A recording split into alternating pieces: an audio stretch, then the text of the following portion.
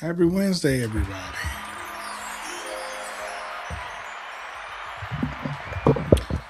It is Wednesday, August the 19th. Whew. This month is blowing right by, man. Like a breeze. Can't believe it, man. Can y'all believe it? It's almost gone. Man, thank you all for joining tonight. I appreciate you guys coming out, spending some time with your boy on these topics. Please hit that like button and subscribe for sure. That lets the algorithm know that y'all enjoy what y'all see here. And share the video, please.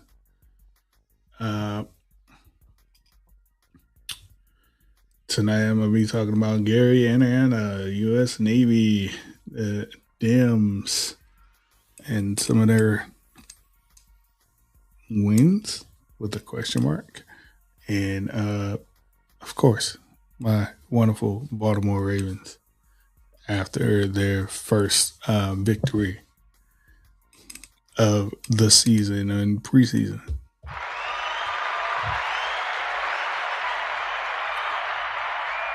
All that and more. See you in a minute.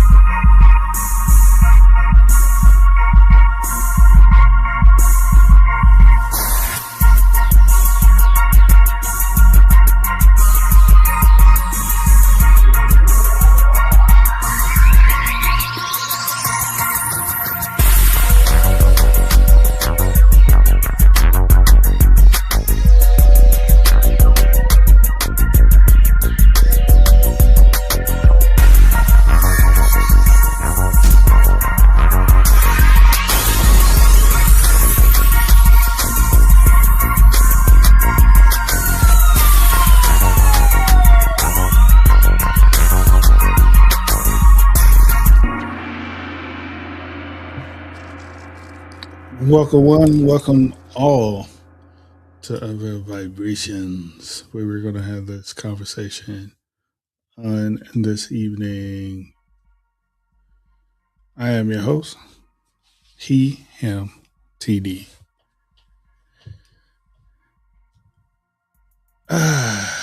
Shout outs to the great one in the chat. We have JoJo Speaks tonight. Welcome. Says hello to everyone. Also, he says, please like, share, and subscribe. Please. Please do. Hey, it is Mamir, the extraordinaire, in the chat with us tonight. She says, hi, TD and JoJo. Hope you're having a great day. I am.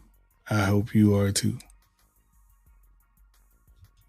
And JoJo says, hello to Mamir. I know there are more out there in the chat land. As you get your devices acclimated, we'll get everything situated on these topics this evening. Man, oh man, I'm going to hit it hard and I'm going to hit it as fast as possible. Uh, you know, I go with the flow. Anywho's, oh my gosh,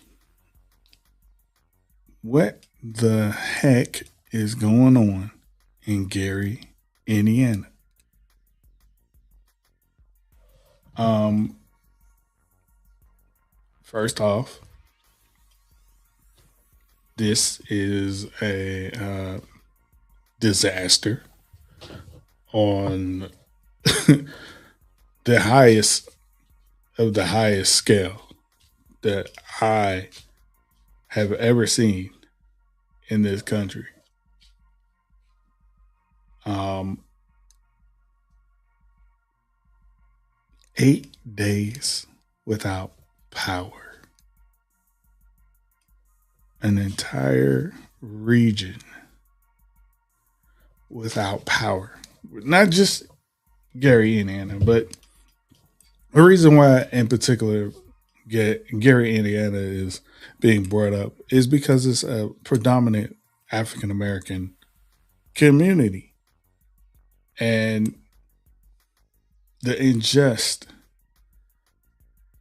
this injustice that a lot of people are feeling right now is they're not a priority, and there's a lot of elderly that live in that community. There are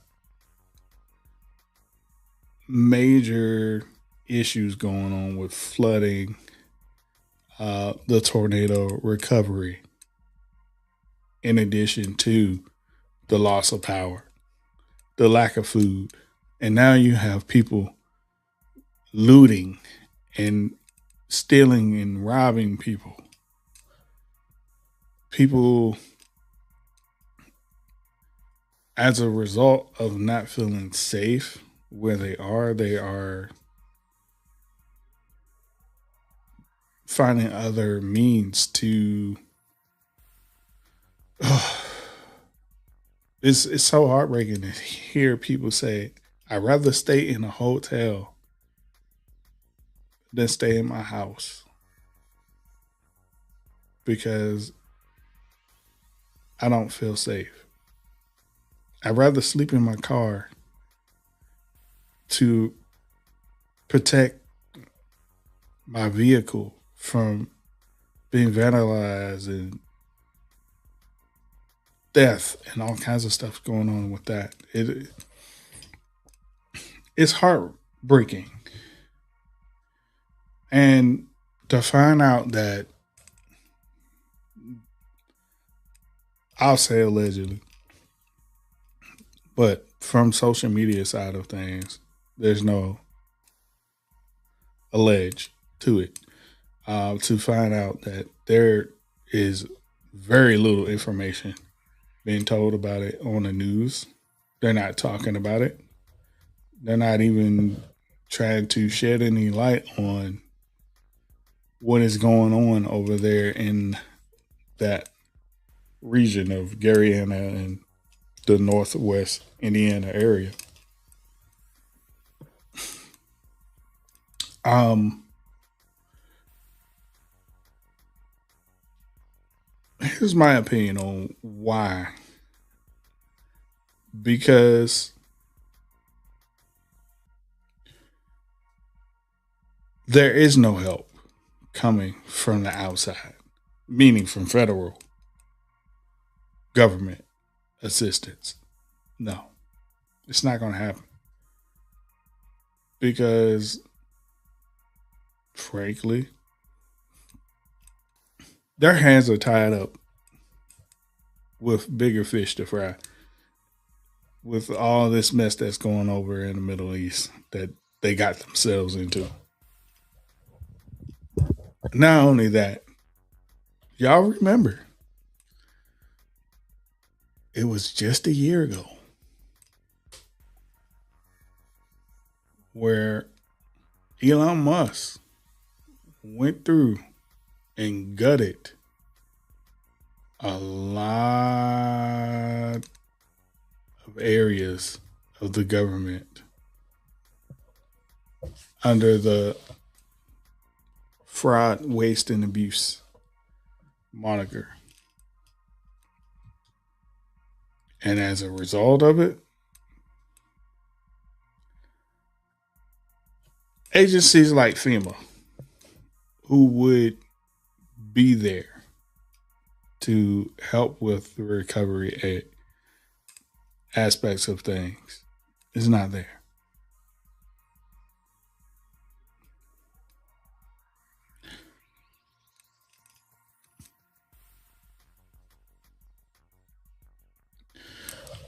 To hear that the more popular, affluent areas of Indiana were receiving aid and assistance, and they got their power back ahead of these other areas. It's not a surprise to me at this time. Maybe a year ago it would have been a surprise, but I'm not surprised. Um, and then my other opinion on this is, um, I as I was looking at what was being said around from people that's physically there. Um,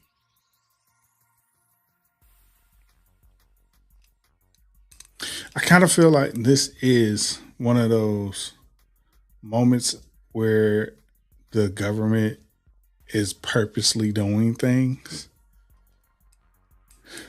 in a way of an experiment, a social experiment, to see what would happen.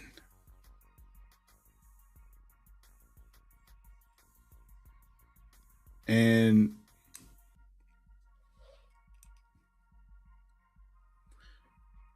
just kind of monitor things, hands off approach. If it escalates to dire straits, then I'll do something about it. But for now, they're like, man, it's not our problem. We got to worry about this Strait of Hormuz. And we got to get this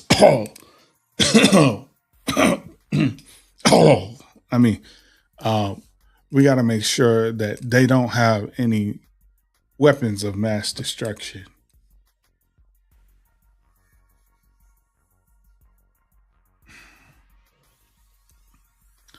Um, and what's so funny about it? There's so much stuff that has been surfacing and coming to the light regarding the back end of things. This administration, and um it's most unfortunate that these people have to endure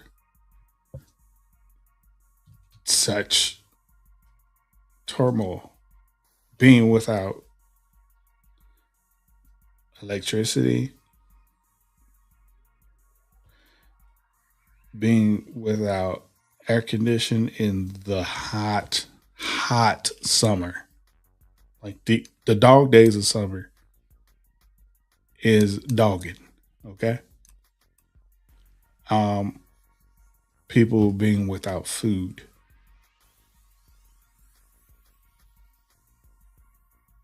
Those are like, for this administration to look at these things as privileges and not necessities. Um, it kind of sheds a light on who these people are, even more than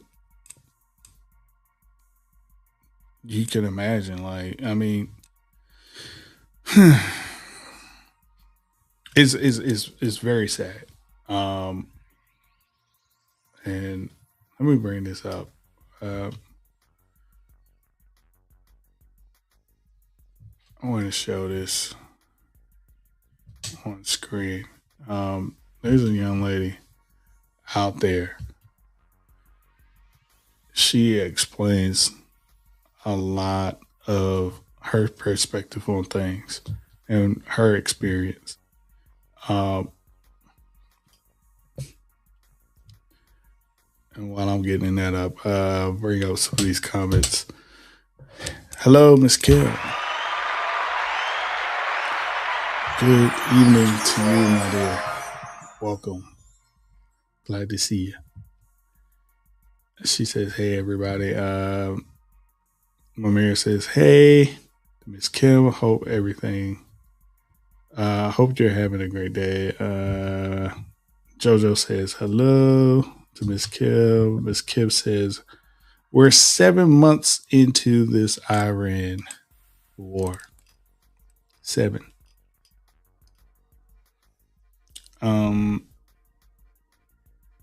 Yeah.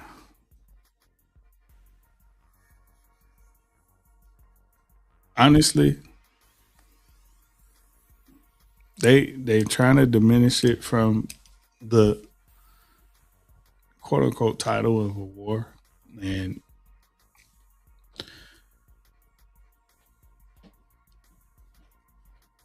they're foolish, absolutely foolish to believe it is anything but.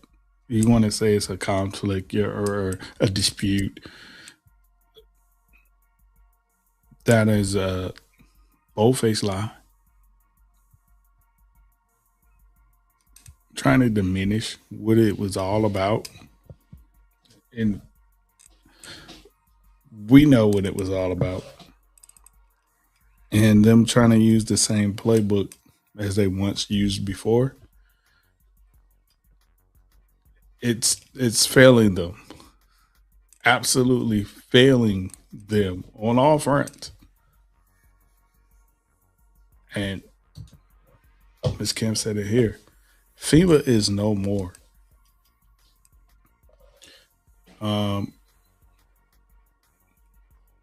It's a problem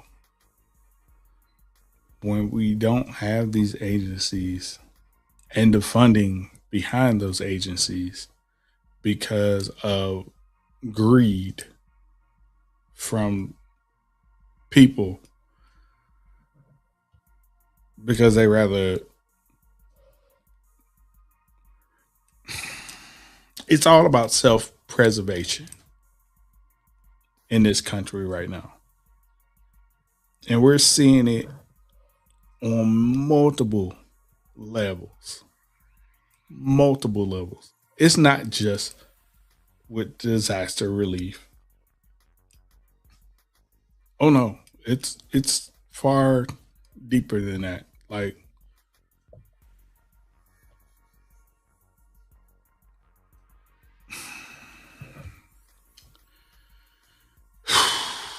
it's hard to watch some of this stuff sometimes,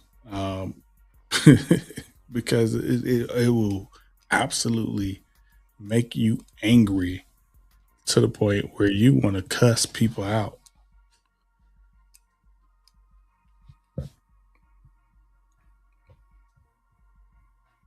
If you feel me, put a 1 in the chat. Jojo Speak says, Michael said it best. They don't really care about us. And for this to be the home city of the great Michael Jackson, y'all don't care.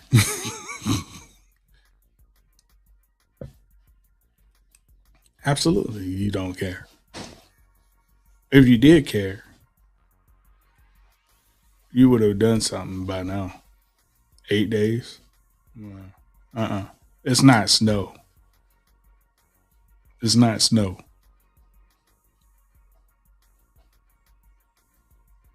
There's nothing to it but to do it.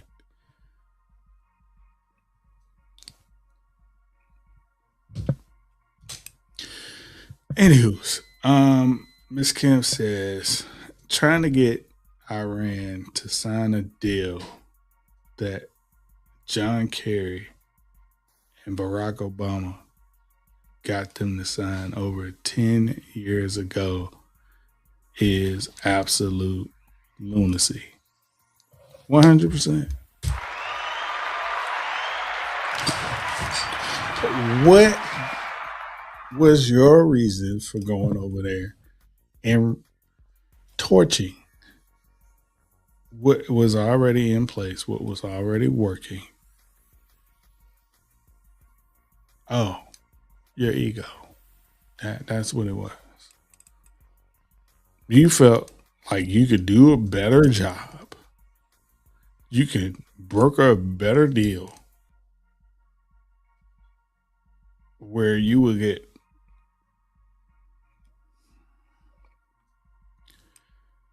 a piece of the pie. That's what it ultimately. The evidence is pointing to you wanted a piece of the pie and get your grubby hands in on it. And the way things are set up, you couldn't do that.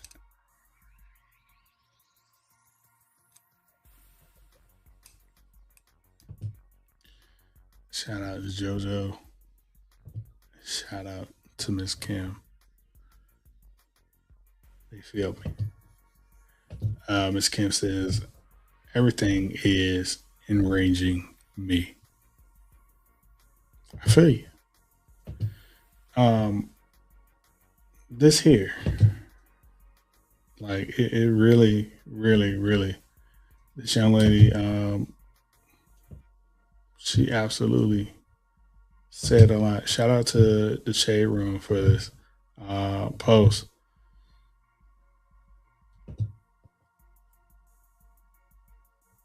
Out one of the worst ever for Indiana, and we're going on about a month week. So come get ready with me as I go in my house, load my pew pew because people are robbing people for generators, and put new batteries in my flashlight as we navigate the apocalypse. This is my dog Carter, by the way, as you can see, little and not able to bite a thing.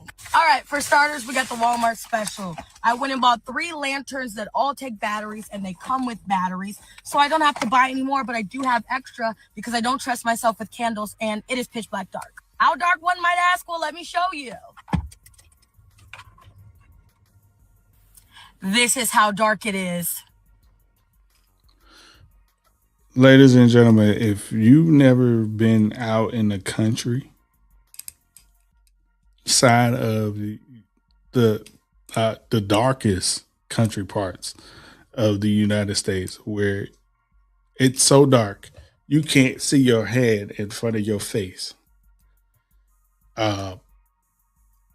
being without power is just as bad.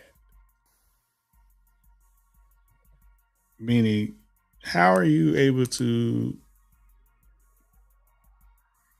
communicate with anybody, your loved ones,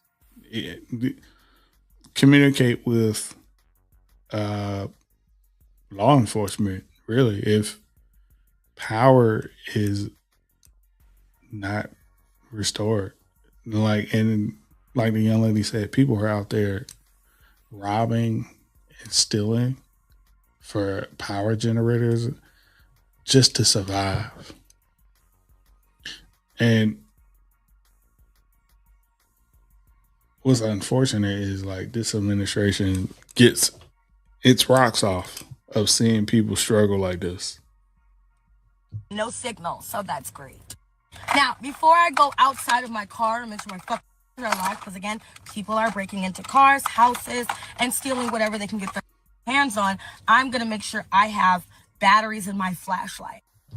Like, if y'all thought the riots after George Floyd were anything of a telltale sign of what would happen in total anarchy in the United States, wait till this happens nationwide.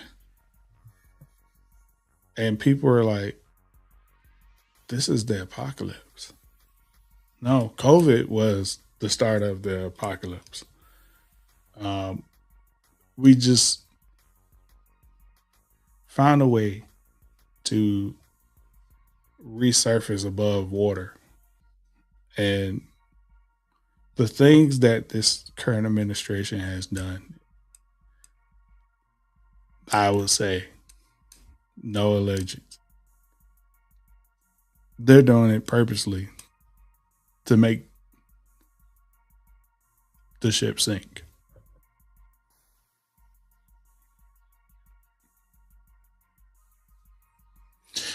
And here's the crazy part of why. Because a friend of mine put it like this: when there are problems, there is ways to make profit. So if we can manufacture an issue and control it enough, we can control the flow of currency surrounding it. It's very twisted, sadistic, sinister for people to do such a thing on the backs of people's misfortunes. Here you have this gentleman here who talks about his experience in Gary, Indiana. It's been off in Gary, Indiana for 7 days due to a crazy storm, right? And I thugged it out. We thugged it out through the whole 7 days. And I didn't want to get a hotel because I didn't know how long this was going to last. And I wanted to save as much money as I could just to, just in case. Because you just never know how much money you're going to need because how long this tragedy going to go on. So on the 7th day, I finally bought a hotel room, right? It was power. We went where the power was, right? No storm, no nothing. The power went out here in the hotel room. This is crazy. Now, the whole reason why the hotel had power was because of their backup generators running on all cylinders, running the AC, running the power for everything. And once that power runs out, chaos will ensue because people will begin to panic. People will begin to revert to what people may perceive as a bit of, I don't say, desperation, because everyone is in a crisis of self-preservation mode. Do I blame them? No, because these were circumstances handed to them, just like the aftermath of COVID. Those were circumstances that were handed to us. We dealt with it the best way we could. What angers me is the fact that these people are dragging their feet on this. It's not like y'all don't pull in resources from other states to speed up the process. This is why I'm starting to have this big question mark over what is happening there.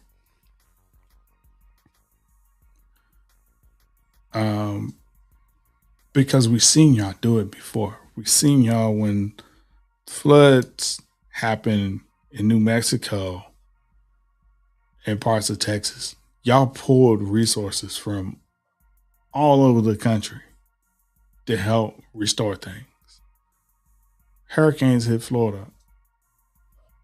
Y'all pulling resources from states all over the country to get things back up and running in a timely manner. Why isn't this happening here? And I don't want to hear the excuse, well, I didn't know what to do. We didn't know what to do. Nah. Um,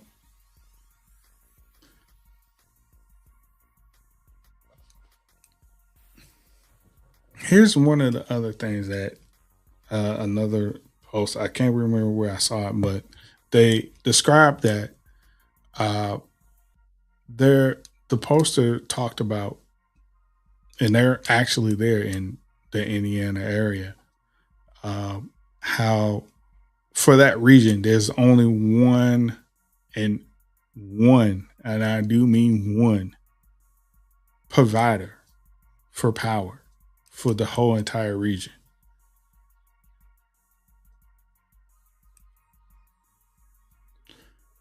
So you have a company that has a monopoly on a region,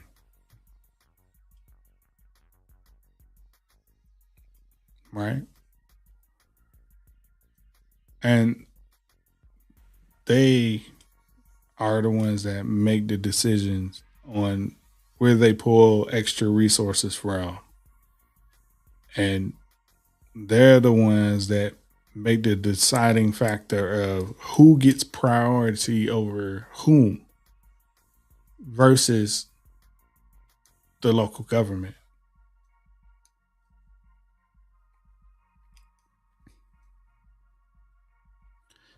How did we get there? Simply because they lobbied for it, that power. They went and I I hate to demonize and villainize them, but y'all, I've lived in an area where there was one primary source that controlled the entire power grid for the region in Washington, D.C. I'm not going to say the name of the company because I'm not foolish, but let's say power company, like we've always had conspiracy theories surrounding them having such a stronghold on the region where there were times where thunderstorms would come in an area and the entire region would lose power for days.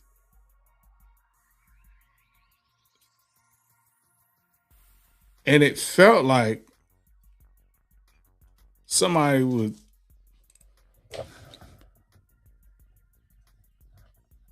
purposely just flip the switch off whenever a storm would come in the area. And we were like, it's mighty convenient that y'all have this thing timed down, because like when people will call and inquire, we're like, hey man, what happened to the power? When did the power come on? Oh, it'll be back on at around 10 o'clock. And sure enough, like clockwork, everybody sitting in the dock. 10 o'clock come,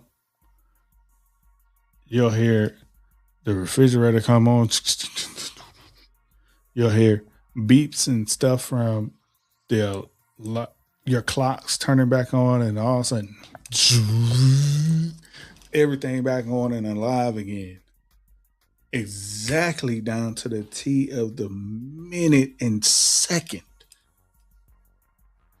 And it used to marvel me, like, how is it that y'all got that stuff timed down to a T like that?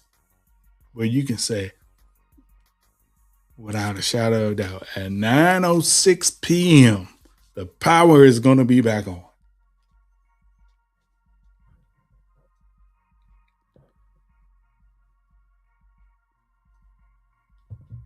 Family, how? How is that possible? It's only possible when you have power and authority given to you after lobbying for it, after fighting and scraping for it, to have a control over a region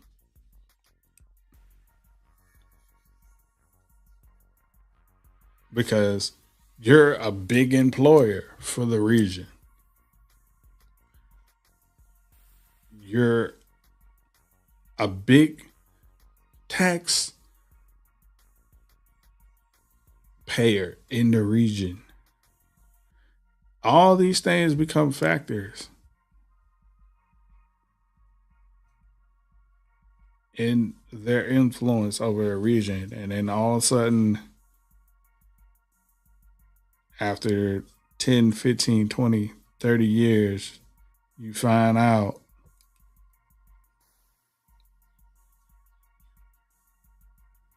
man, we done gave y'all this whole sector.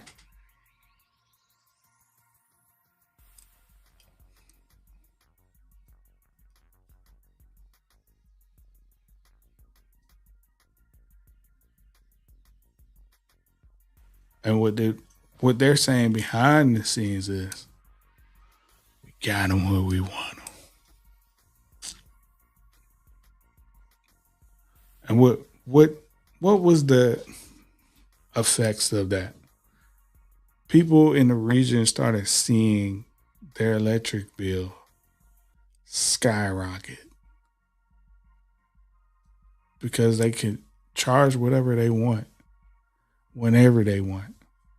And one of the great things that we saw from this company, and I'm not talking about in terms of good, the great stronghold that they had on the region in the Washington, D.C. area was peak hours. Let your air conditioner run during those peak hours. They were charging you out the wazoo for peak hours. At some point, people started calculating the dollar amount, and they were realizing they were getting charged triple, quadruple, in some cases 6 times more than the normal rate.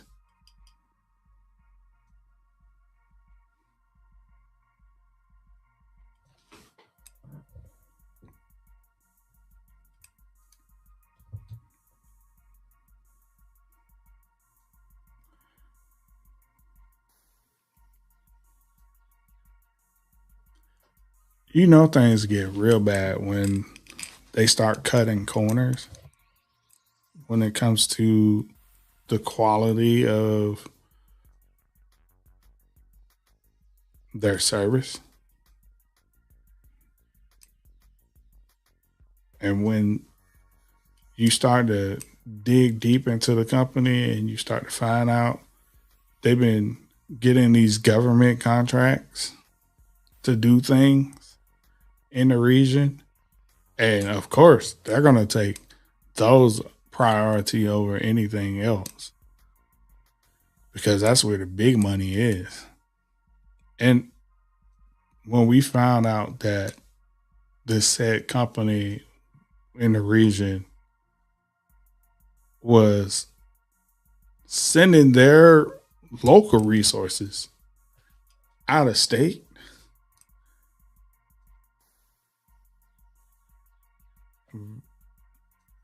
versus having the resources available locally when something does awry.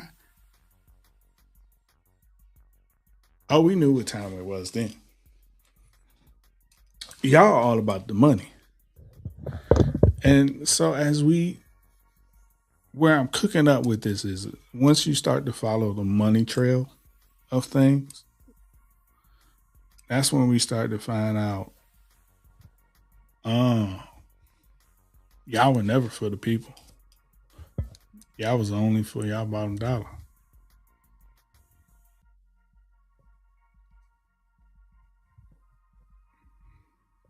Miss Kim says Benjamin Netanyahu was buzzing in Kinkle's ear, and he knows all he had to do was stroke his ego, and Kinkles would start a war.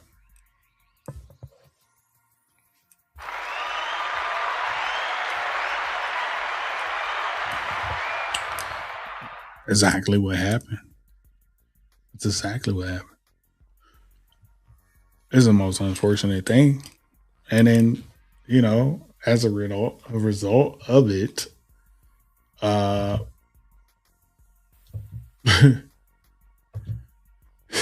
what really hurt was to see his reaction to what has been happening with the U.S. Navy as they're out and abroad,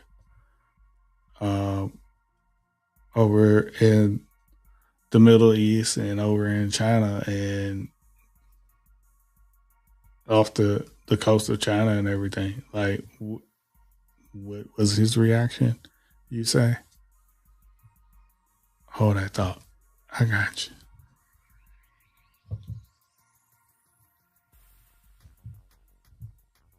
Just watch this.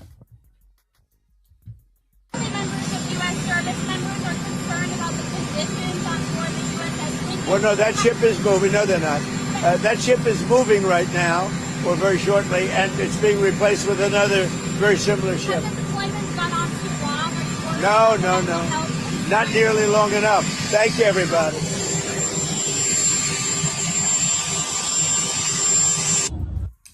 Has their deployment gone on long enough? And his reaction is, no, not nearly long enough. That's his reaction. And why is that his reaction? All he wants is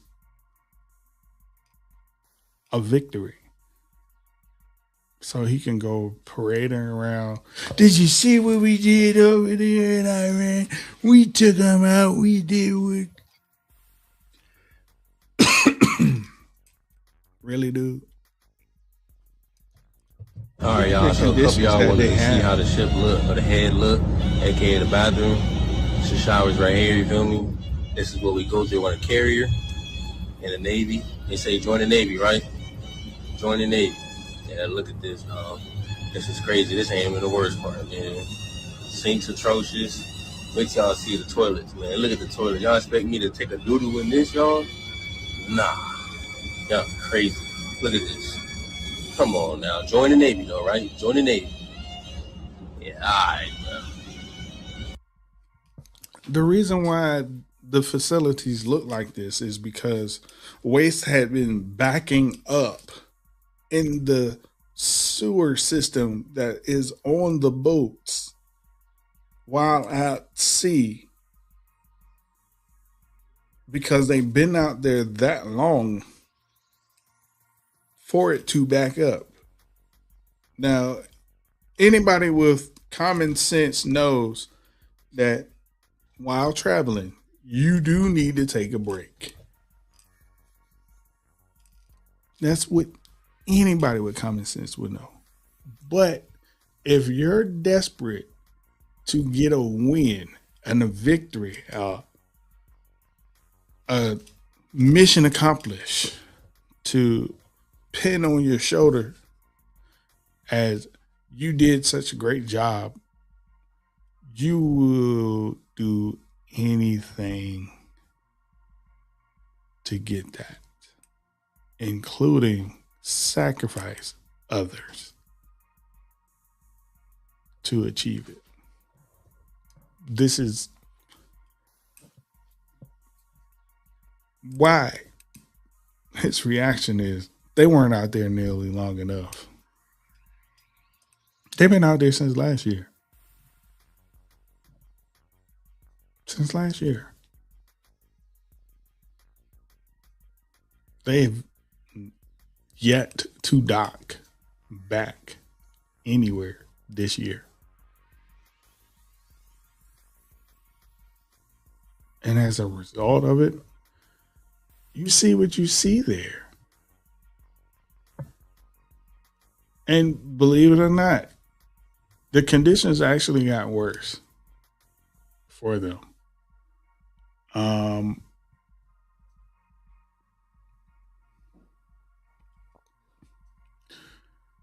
But they try to paint the narrative that everything is good. It's all good. There's nothing to worry about. When people have talked to their loved ones that are on these boats,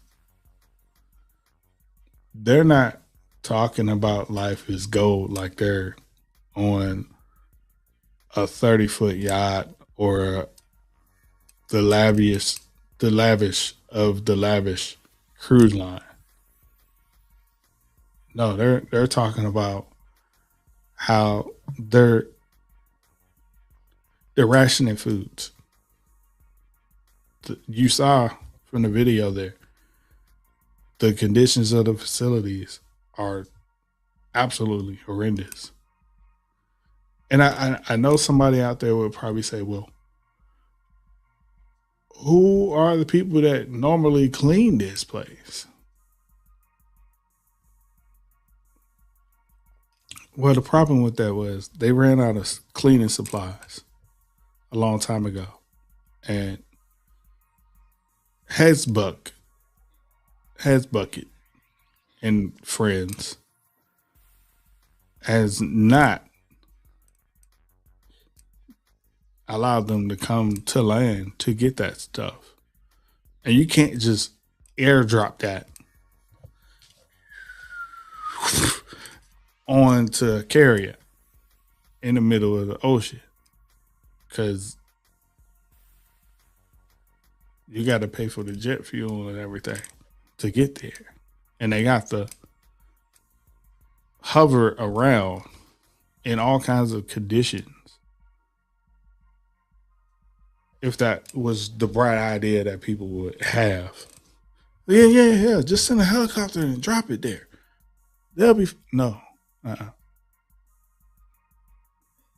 doesn't work that way. That's not reality. And unfortunately, the reality is this administration really does not care for our veterans, our military service members. If they did truly care, they would have allowed them to come home a long time ago. I'm just saying. Ms. Kim says, this administration swears they love the military. The whole entire Republican Party swears that they love the military. The moment that the military stops doing anything remotely what the Republicans desire for them to do will be the very first time that you'll hear out of their mouths. And we've kind of heard them say it already. You know what you were signing up for when you got in the military. You're supposed to protect and serve. You're supposed to do what we ask for you.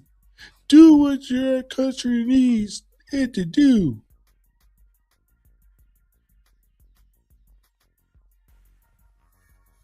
Right.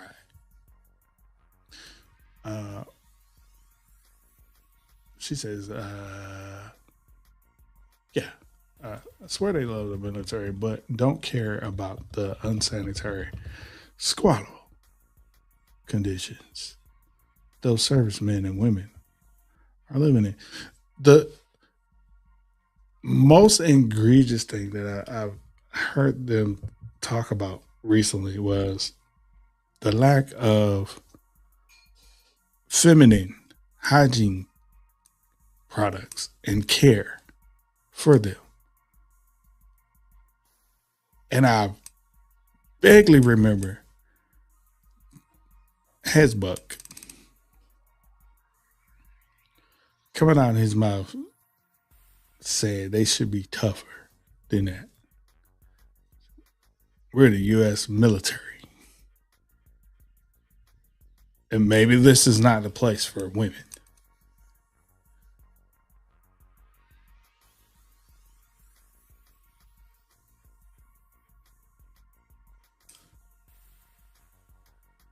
Really, dude. Really.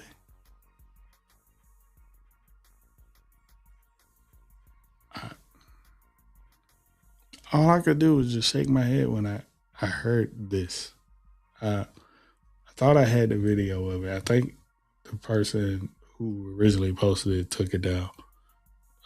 But the one that I do have right now is the recent, and I mean very recent, conditions, like within the last couple of days on these boats.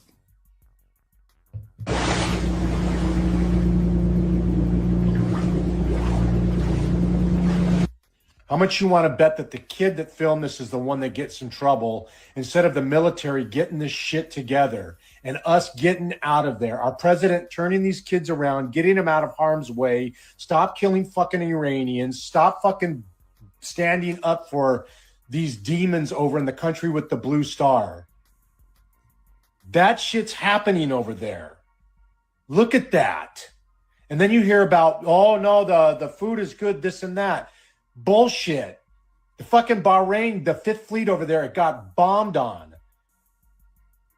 So these kids are having to fucking suck it up, starve, and then they're walking around in shit, literal shit on these boats.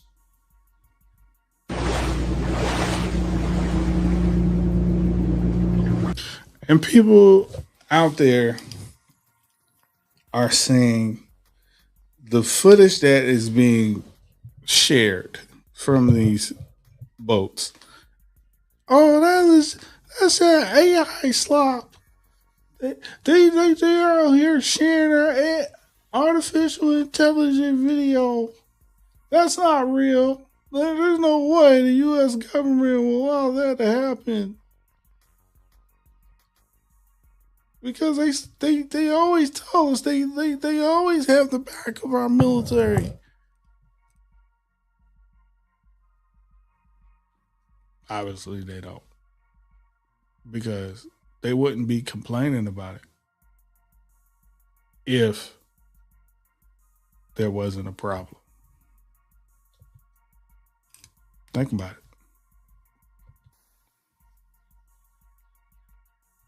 Just think about it. Just for a second. It wouldn't be a problem. But hey, who's counting how many problems that we're actually having out here? Who's actually keeping count? Not this administration. No, they're more concerned with trying to take a victory lap on everything. Like, for instance, and I chuckled at it the other day. Like, there was some stat that came out, and it was a stat tied to something that President Biden fought for with one of the acts that they pushed in place to support COVID and provide funding for resources while we were in COVID. And this Yahoo asshat wants to take credit for it. Had nothing to do with it at all. And got his hips up on somebody's news with a piece of paper saying, see, yeah, we have the proof that it's working. Had nothing to do with him in his administration.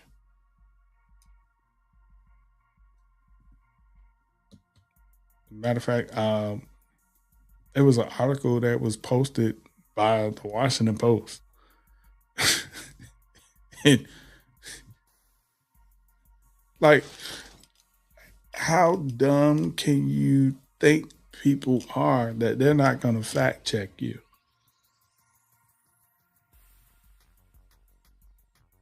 On any of this. Like, why would you believe such a thing? Speaking of fact checking, when it comes to what has been going on with the reflecting pool. Team Trump is belly flopping again here at the reflecting pool, at least politically, if not legally. Come on over. I'll show you the pool, how it looks now. And the first thing you'll notice is you really can't see it when you get close up, which is a problem because it's supposed to be the public's reflecting pool and you're supposed to see things like reflection. They have erected this 6-foot fencing and not only put the fencing up, but they've obscured all vantage points by putting this black tarp over the fencing. This is true all the way around the pool, this massive historic landmark. It's fenced off and obscured. And take a look at the sign here. The National Park Service recently put this sign up and you can hear Trump's voice if you read the sign to yourself. A Lincoln Memorial reflecting pool has been partially refilled to allow National Park Service staff and contractors to flush the pool's piping system for the first time in more than a decade. After years of neglect by previous administrations, more than half of the 58 water supply ports were so clogged they were deemed non-functioning. The term failure by previous administrations is not something we're accustomed to seeing at national landmarks in Washington. Georgia to be apolitical places for the public to gather and the public to appreciate history. Instead, we have only black tarps and fencing to appreciate. It's a shade being thrown on former administrations. This is a black eye. This black tarp, a Lincoln Memorial reflecting pool, and it is here indefinitely. This fence is going to be up there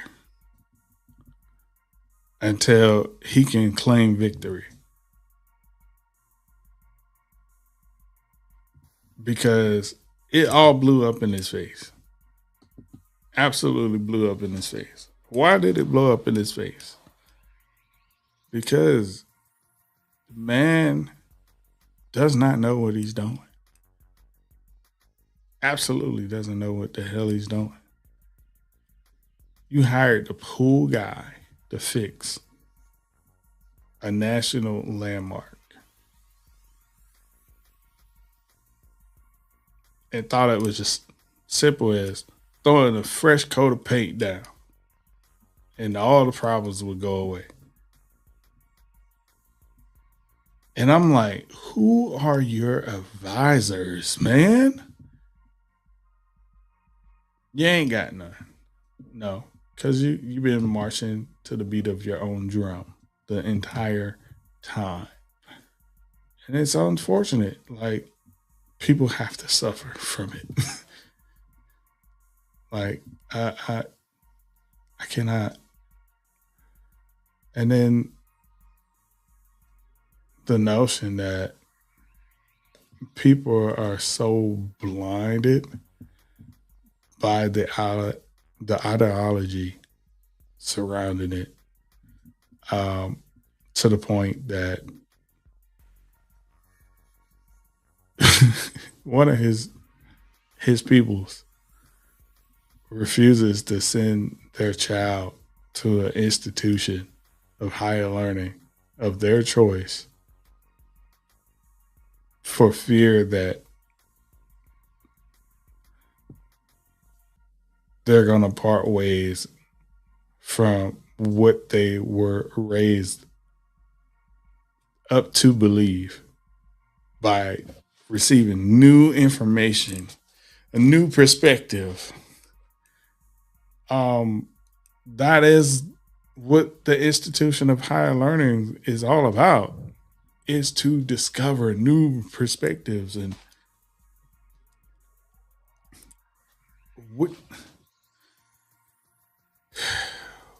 cut the monarchy, man. Cut it all. Like,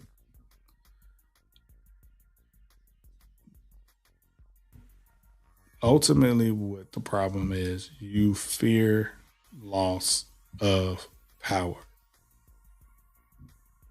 and control, because that's how you feel like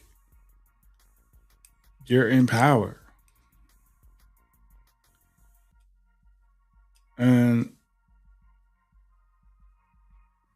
it's so bad, man. It's so bad out here. It's so bad. I do want to give a shout out to our brother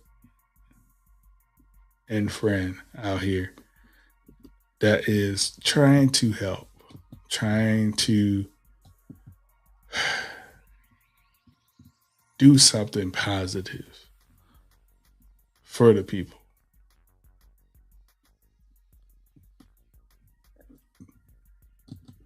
Shout out to Keith Lee.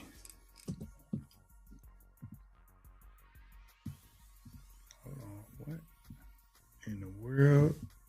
That is not it. Hang on one second. I clicked the wrong link to copy. Here we go.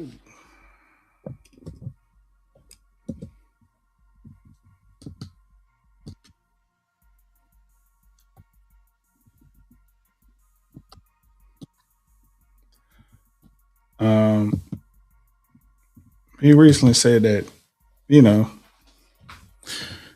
they Keith Lee and friends are doing a food tour, and they've been doing this whole thing where they have like a community event, bringing people together, having like different food trucks and tastings and all kinds of stuff, where they pretty much give back to the community through food. And I want to shout him out for this and applaud him for speaking out for the people of Gary, Indiana. It's because we're going to Chicago next year for our festival. How are we going to do a food tour in the Midwest and Gary ain't had no power and ain't nobody talking about it? I, for one, have not seen anybody else outside of Gary, Indiana talk about what's going on in Gary, Indiana. And I don't like it. And if you know me, you know I put my money where my mouth is. So today alone, we've been on the phone with the mayor's office to see if there's ways we can get involved. We've been on the phone with Salvation Army, see if we can get a Salvation Army truck and just drive around and pass out necessities, goods, anything that we can get our hands on. Now, I'm not only making this video to say, if you in Indiana and you know any ways we can get involved, please let me know. I'm also making this video to say, I think this should be national news. And it's crazy to me that it's not being talked about. All the stuff y'all talk about on social media nowadays, everybody got a think piece on everything. Why not a think piece on the fact that communities that look like myself been out with power for 8 days? Gary, Indiana, we will see y'all in a minute. The Midwest Food Tour is officially starting, and it's starting with y'all. God bless you. Have an amazing day. I'll be safe. Shout out to Keith Lee and friends, man. There is a need there. And he is in a position where he can help. And the fact that he's out there putting a message out there, using his platform to do that, I absolutely commend him for that. And what I hope is people of that region will be grateful to people like him and not be in their feelings because what they do provide isn't enough for them, for everybody. You got to understand that it takes a great amount of resources to provide for everybody. Now, the fact that he's able to do it on a larger scale than just in a soup kitchen out of, a parking lot at Walmart, that's major, and that should be celebrated. We don't count those heroes that do things like that. We don't elevate them enough. And I feel like he should be elevated.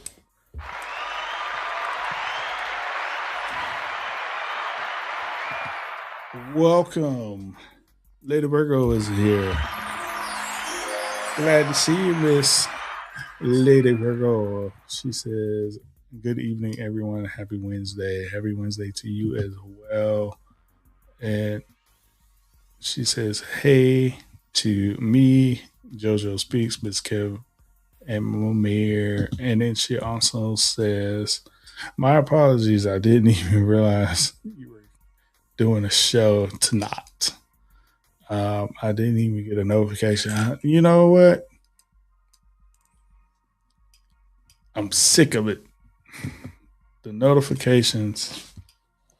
This is why I have put in the chat before. If you're not a part of the Discord, please do so. Because the Discord will announce weekly.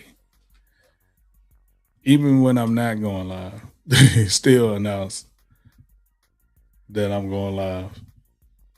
And then in there, that's where I actually post quite a bit as far as the link to join the panel, as well as the link to the live itself.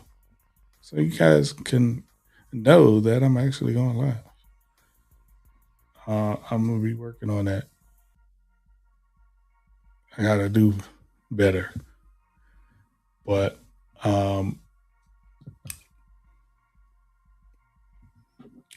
to join the Discord, I am placing the link in the chat for you guys. Join the Discord.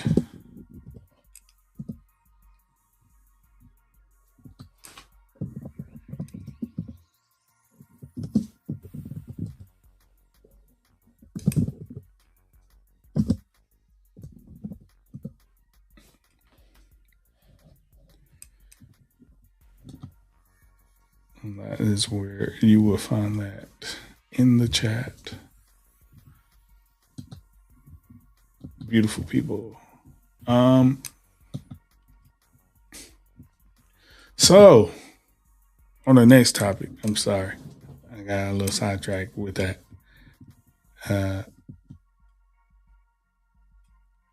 What I am very intrigued by is the recent events of the Democrats winning. I'll give them an applaud. For what it's worth, they've been winning in their primaries. The new constituents that will seemingly do something once they do arrive into Congress in January. Now they still have to get through the actual voting process versus, the other party. And a lot of people have been calling for this blue wave to just wash across the United States. As we've seen all these incumbents take a fall to a lot of these new and upcoming folks. And I've been kind of sitting back watching and mostly been giggling and laughing about the responses that people have produced. And one particular response that hit me, and it just made me chuckle because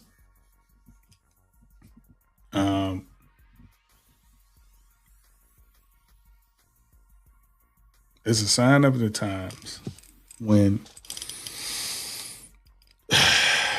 people are out here winging it. And I mean winging it. Oh my gosh. If y'all don't know what I'm talking about, you probably been under a rock. I'm talking about Lindsey Graham's sister, Darlene Graham, taking over and running full sprint ahead to be fully elected in the state of South Carolina. Now, what is so crazy, y'all.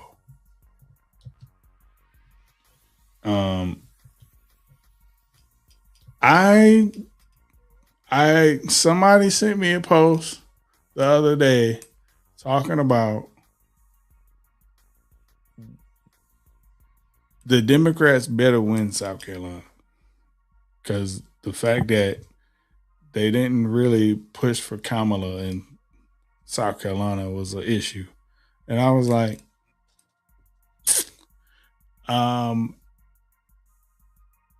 yeah, they don't really push for Democrats.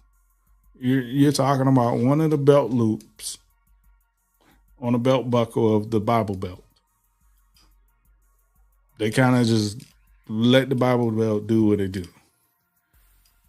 And y'all calling for South Carolina to turn blue.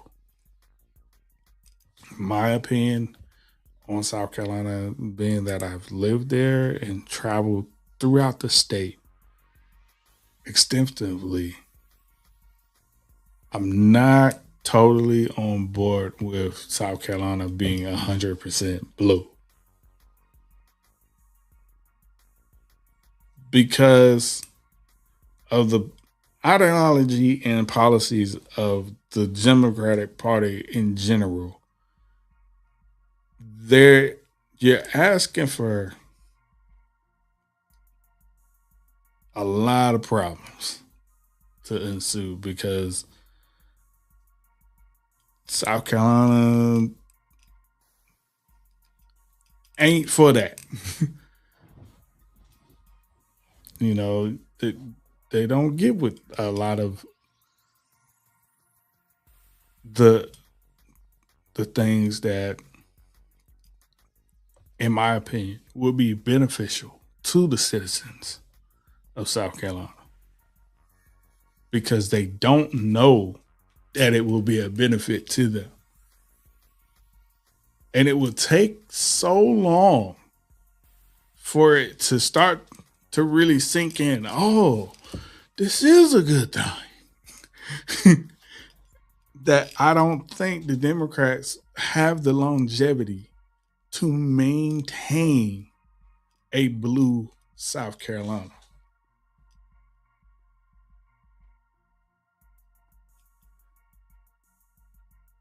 So, my opinion is South Carolina is better off being purple than red or blue. What I mean by purple is I believe South Carolina is better off when they actually work together.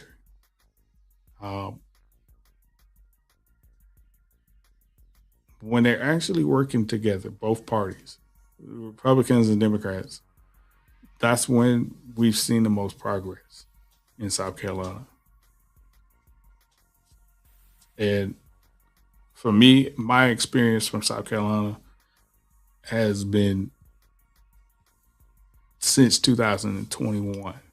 As a student, I was there, and later down the road, I became a resident there and got to talk to a lot of people, got to rub elbows with several different people, and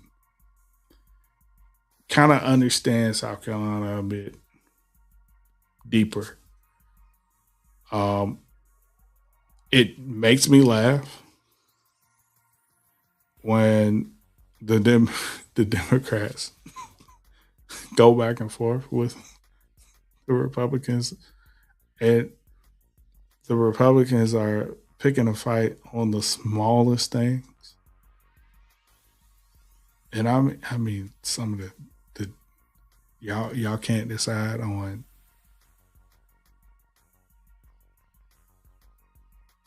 who's funding roadways, really? But then y'all make a huge decision on, this whole education lottery thing that, that was funny to see in real time. Like the Bible Belt thumpers.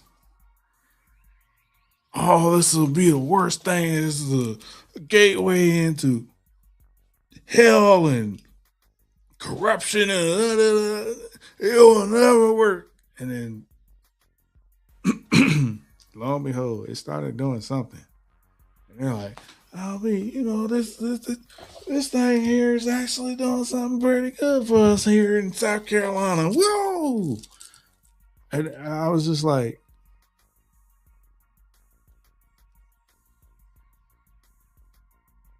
it is amazing how y'all will. And the reason why I say y'all is because I'm from Washington, D.C. I didn't grow up in South Carolina. Being somebody that heard about the Deep South and all of the things and the tropes and everything regarding the South, was quite interesting to have firsthand account on things and, to experience things post Jim Crow and everything like that. It was quite interesting to see how politics, excuse my unwrapping. And I feel the need to have one of those peppermints at the moment.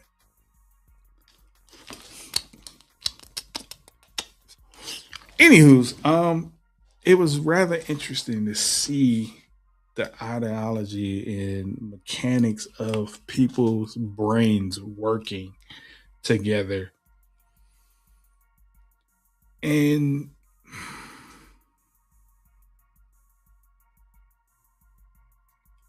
as they outline the benefits of what the South Carolina lottery would provide for the state in its education system that was practically dead last in ranking of education systems in the country. And the LCD was the lack of funding and the equitable funding. There's still some issues there to this day that the South Carolina Education Lottery did not address because, the South Carolina was such a Bible Belt. It was so anti-lottery for a long time. Like I was like, what?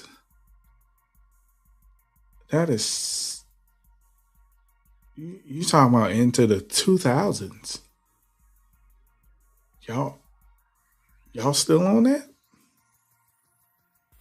What is going on?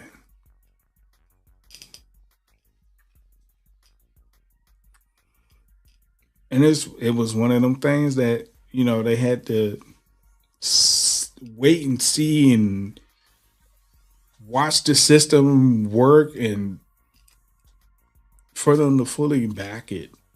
And as things progress, they address some issues that they had. And of course, there's those that were trying to find the loopholes to take advantage of the newness of the system being in place. But in all fairness, a lot of what happened there was fear. A lot of it was based off of fear because they didn't know what would happen. Now, here's where I take issue with.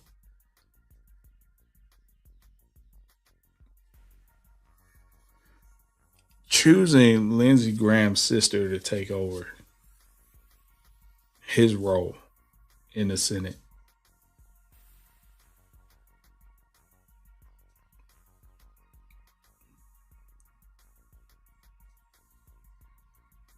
To me, without preparing her for that role,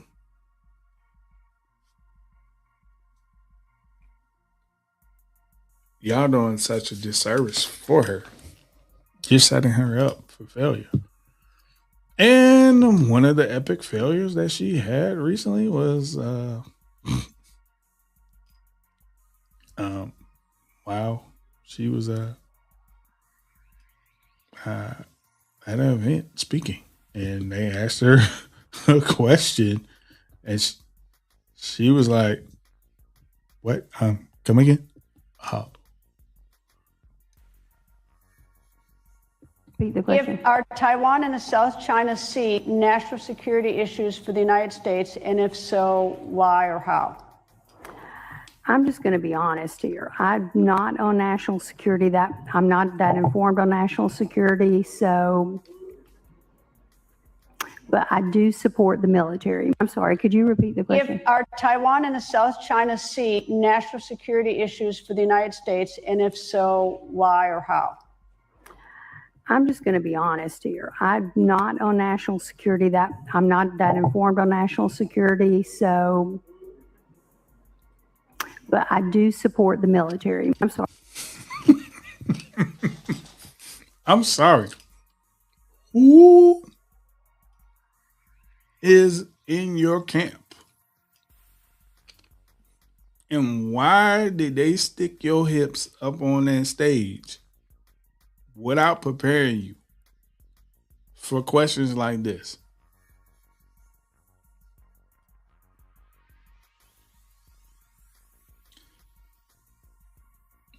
And some people are saying like, hey, man, this should be a slam dunk for the Democrats this fall.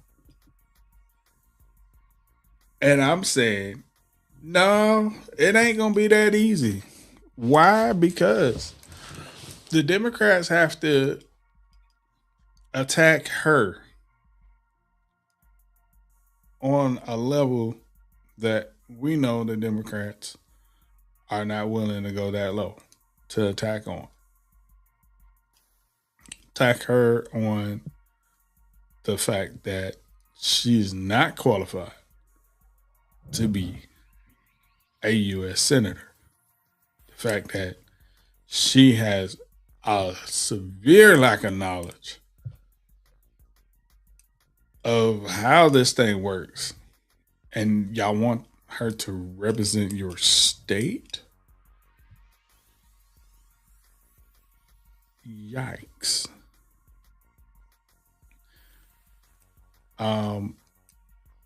To tote the party line as the reason why, and the fact that you're playing on the fact that South Carolinians liked Lindsey Graham enough to elect him several years over and over and over again. And you're going to say, well, she's a Graham.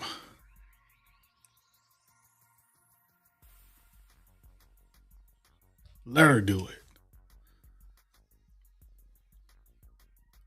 Y'all did more prep work for Sarah Palin than y'all did for her.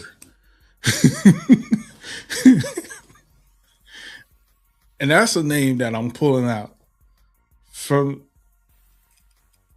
the vinyl crate because a lot of people don't recall that experience.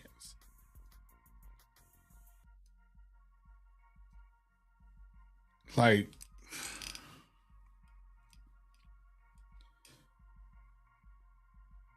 and then people were worried then about if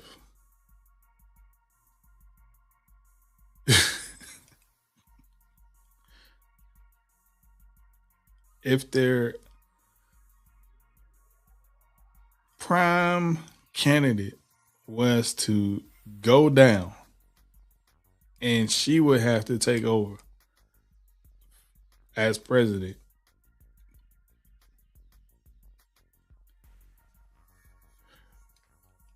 But what was so funny about it is y'all would sit up there and say she's more qualified than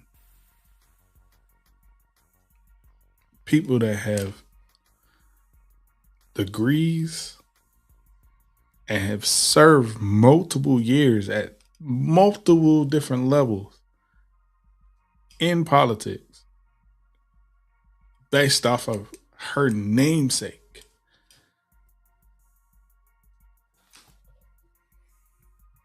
And the question, Ms. Kim wrote it out here, what does supporting the military have to do with potential conflict between China and Taiwan?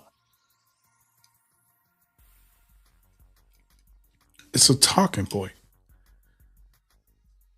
that this Republican Party utilizes to garner votes. The Democrats do it too, but the Republicans, in my opinion, are so disingenuous regarding the military. The proof is in the pudding. We see it. We see it right now.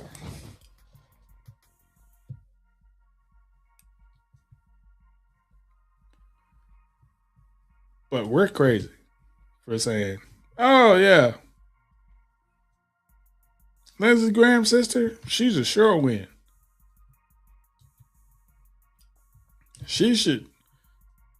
No one should question, without a question, without a doubt, she's the most qualified person to take over Lindsey's spot.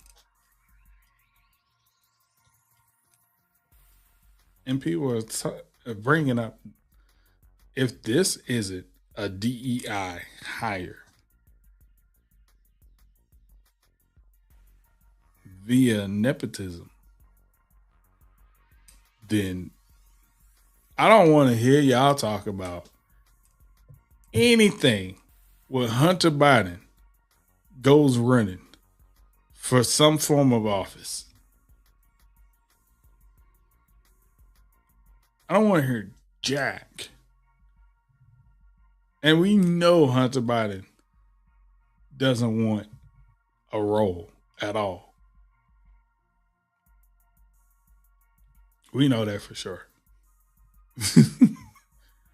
And it's just like, all right, y'all. So I'm not totally sure if you guys really care about South Carolina, because this is the person that you guys are presenting.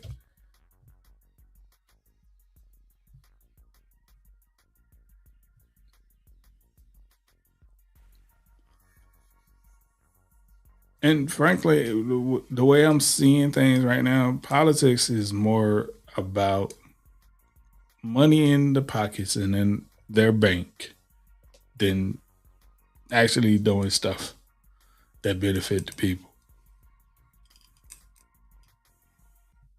I don't care. I said what I said. Debate me. Prove me wrong.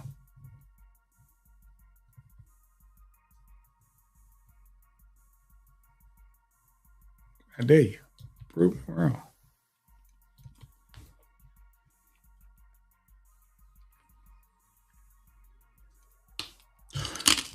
Like, I'm going somewhere with this. If y'all didn't really think that it wasn't all about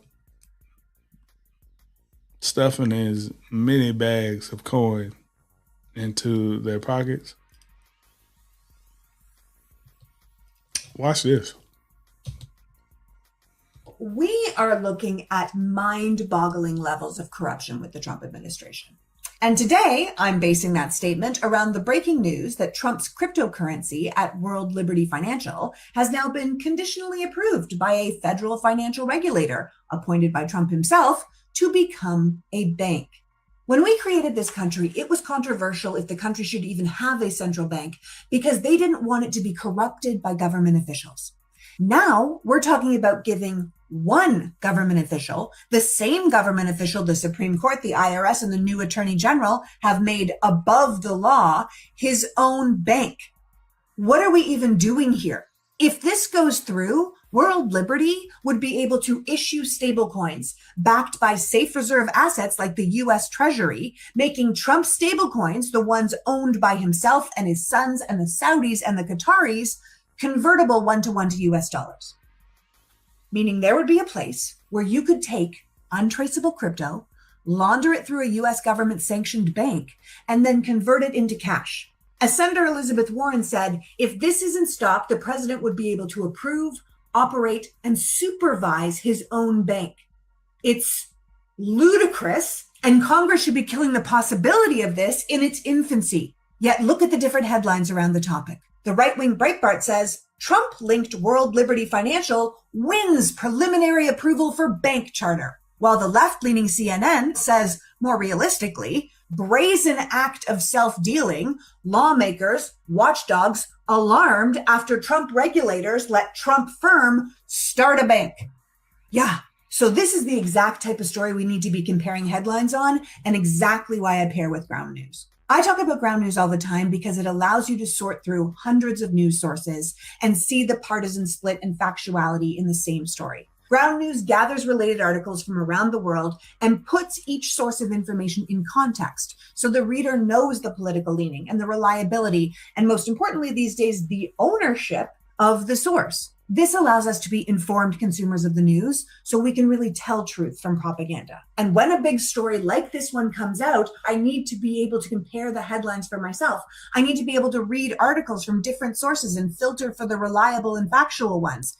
Ground News even shows you if a story is being disproportionately covered by one side of the political spectrum or another in something they call their blind spot feed.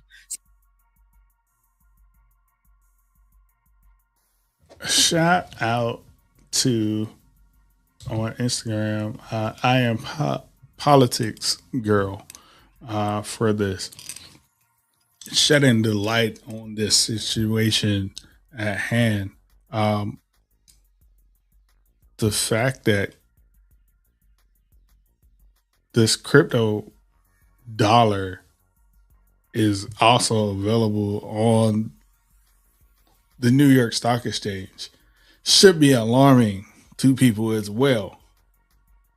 So if you're a part of the Bible thumping, Bible Belt folks, this should tickle your ear a little bit, because this is literally the beginning stages of a one world currency. It's the slippery slope in which you will have a person of influence controlling the flow of money.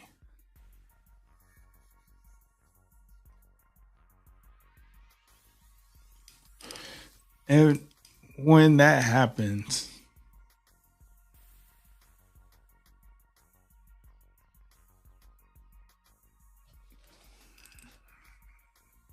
y'all, the you'll have a madman controlling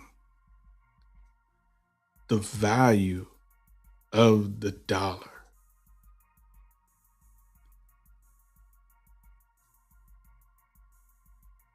Digitally, being able to manipulate the market. It is literally a sleight of hand trick to where you can inflate the value of the crypto coin, as we've known that has been happening with a lot of the others, where it'll go sky high, where one coin is $100,000 in value for one coin, and to have that backed by the US dollar as its basis of tangible value.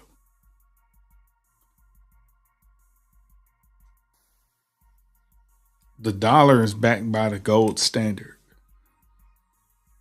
So the value of gold determines how influential the US dollar is. And the reason why the US dollar has been waving in its influence is because the massive amount of debt that we have as a country, borrowing money from other countries.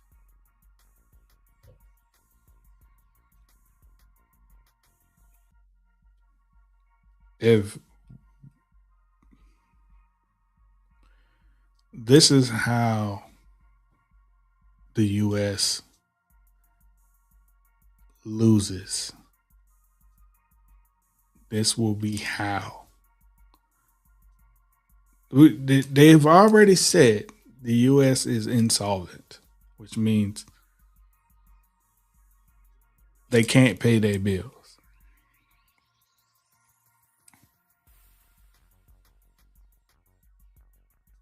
They don't have enough money coming in to pay their debts off, because we're trillions of dollars in debt. And now you want to manipulate that digitally.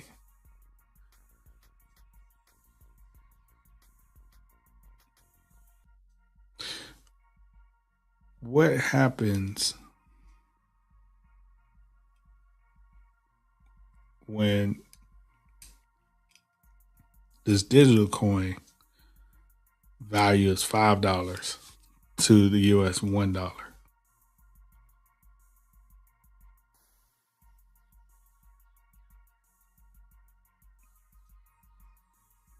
A 5-to-1 ratio. For every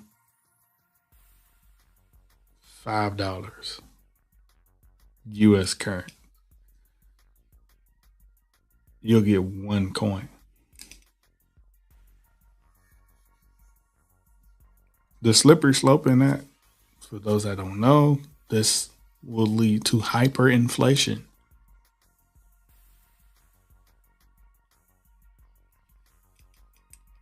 If we thought inflation was out of control during COVID,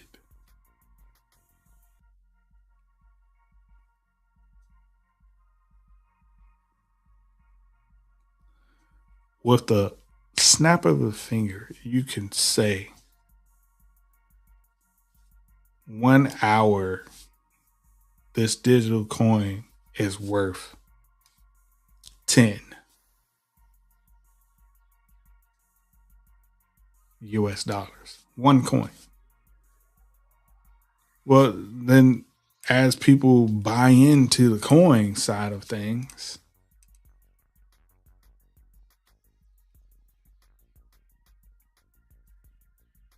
You can manipulate things to say, you know what?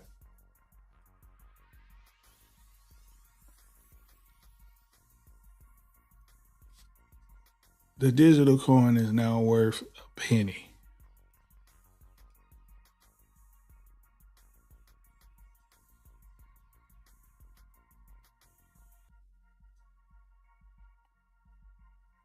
So for every $1, you get a penny worth in digital coins.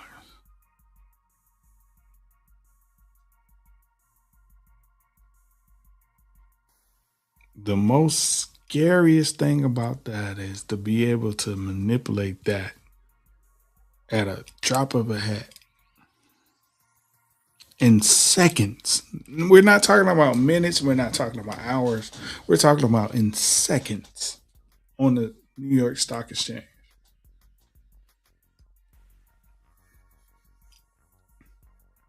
Because if anyone has ever had the notion to pop into a Robinhood, E-Trade, or anything like that, and look at the stock market go for just a few minutes, that value is changing every second of the day.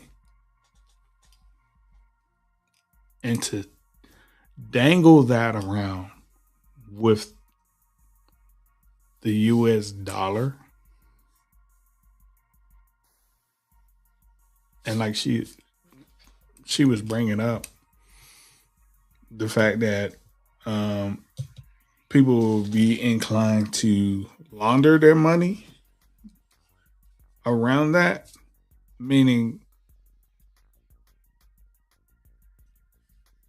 in order to hide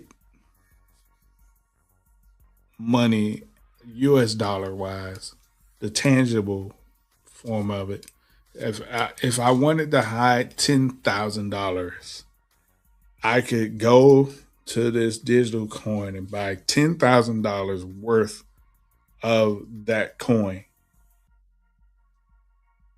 based off of whatever market value it is at. And have it sit there and mature or depreciate however I want to. It's a breeding ground for people to lose money and to gain money out the wazoo off of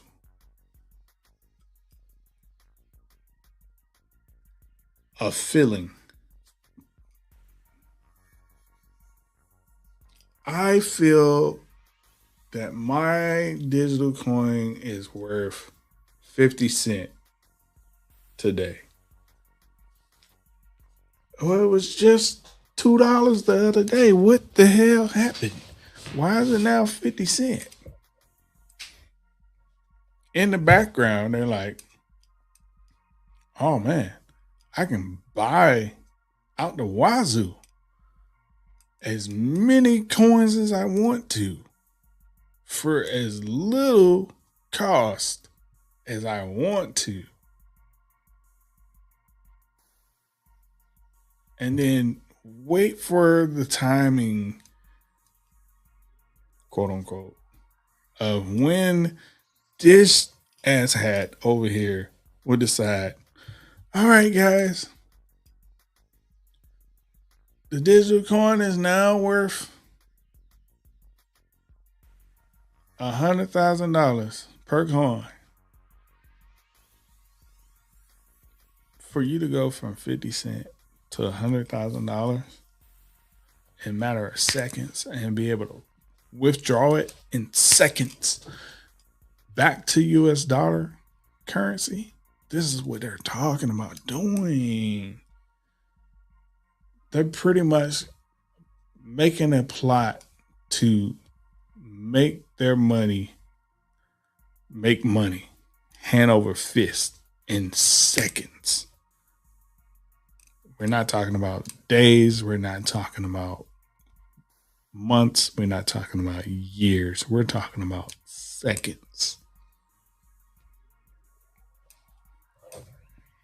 If that ain't scary to you, if that doesn't sound like the beginning stages of one world currency and all that kind of stuff that people were alleging they found in the Bible, because there's some speculations that people have misinterpreted what was said in Revelations regarding the mark of the beast and everything. And one world currency and this whole new world order of things. And I digress. Let this family, the Trumps,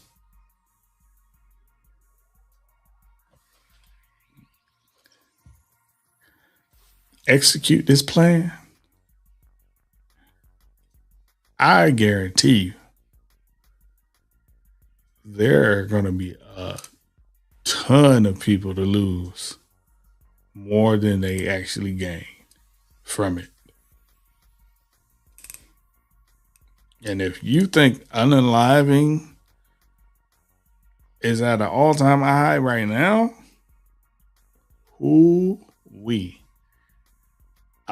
it's a Ponzi scheme. I said it. You've been warned.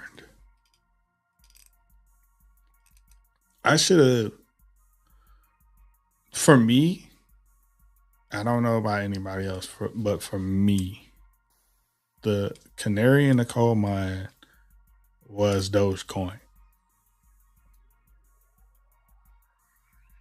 I bought into Dogecoin, not knowing who was all involved in it, just being a novice investor.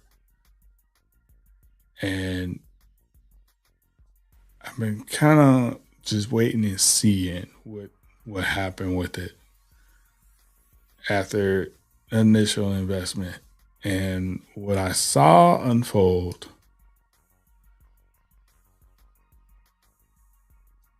was the most egregious thing I've seen since Enron, or whatever old dude was, not Enron, Murdoch, Ponzi scheme. When Elon Musk, who was backing Dogecoin, went on to Saturday Night Live and said, it's a scam. I've gotten all y'all money. Ha ha ha. And saw the value of Dogecoin plummet in real time.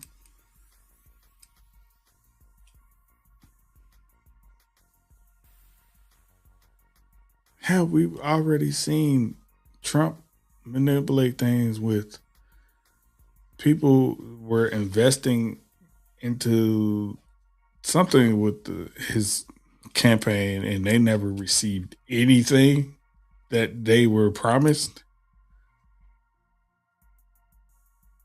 If they get their hands on this, game over. Game over. Now, those that do know how to read the tea leaves on this, there's a potential for you to benefit greatly off of it. Financially, yeah.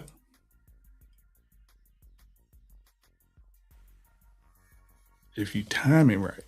If you don't time this thing right, when it plummets, it's going to hit hard. and it's never going to recover.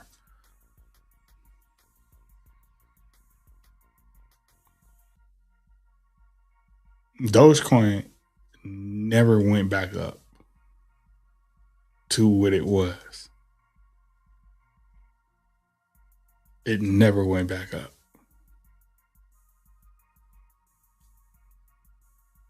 Now, there's people that are saying that it will eventually go back up with the right cocktail mix of atmosphere in the stock market. Just like last time I had saw, what's the name? Bitcoin. It tanked really bad at some point. It was at $175,000 per coin, and it dropped all the way back down to like under 50,000.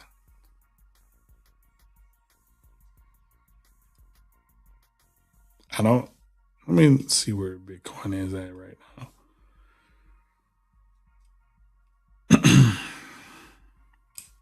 I'm curious. I've been curious for a while to see where Bitcoin is at.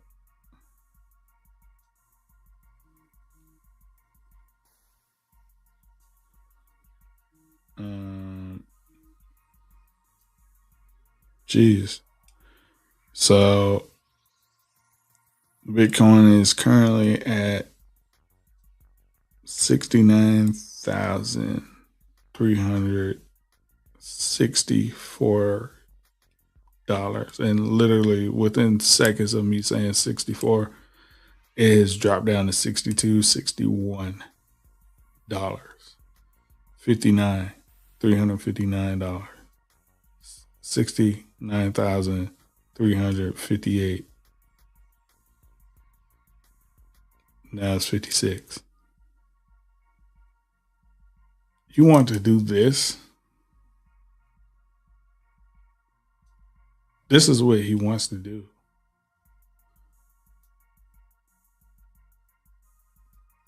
And man, I my heart goes out to those folks that bought in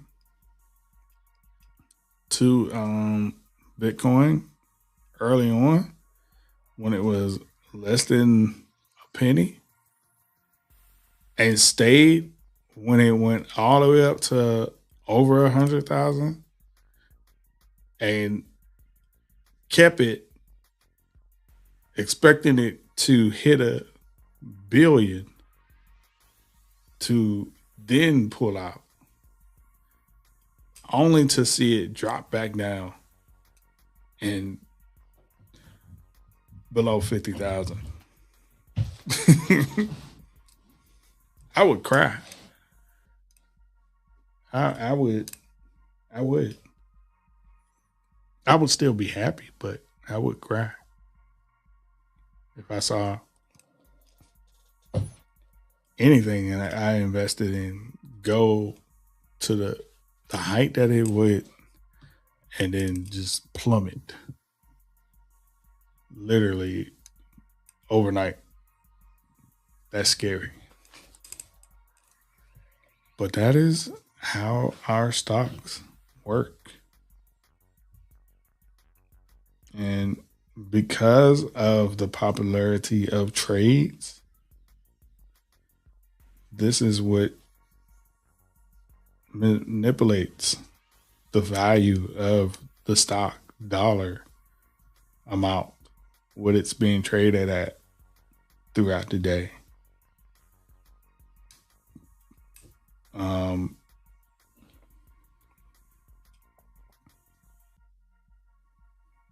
I've been fascinated ever since I took a course on stocks. I've been fascinated by what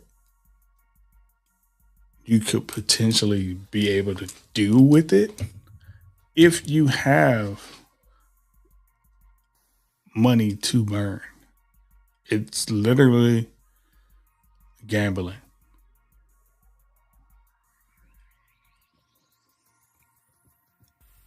And in some ways, dealing with the stock market is like gambling. If you don't know what you're doing, you will lose a lot. If you get lucky, you can gain quite a bit.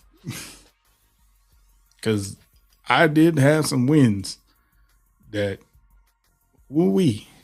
I said, if I could consistently make those kind of wins, but hey, I see why people are day traders. And it's a addiction to them. It's a drug to them.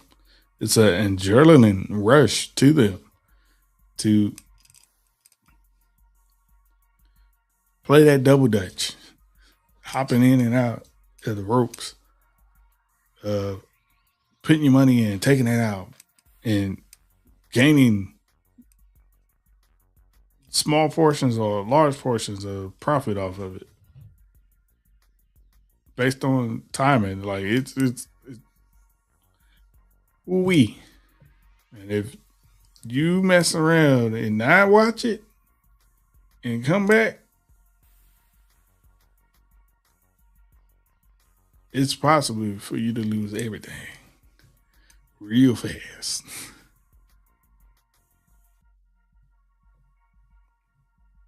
I say all that. What my prediction is around that is they will get it launched. People will make money initially and then they will lose. They will lose real bad. And for all I know, this could be the cause of the Civil War in itself. Because people are greedy. Yeah, I said it. I'll never have enough. And you see that on full display at 1600 Pennsylvania Avenue right now.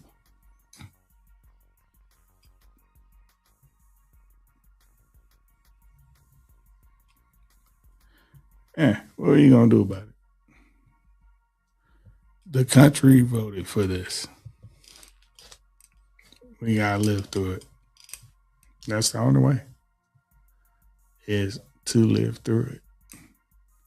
Unfortunate. I guess the bigger thing, how many of us are become numb to things? Because there hasn't been a turnaround for us.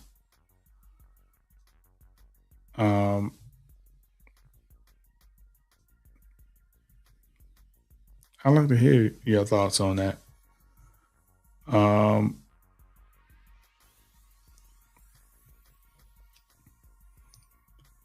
oh man. Well, my Baltimore Ravens last week played against the Philadelphia Eagles, and they showed their butts out against those Eagles with a new defense and a new offense.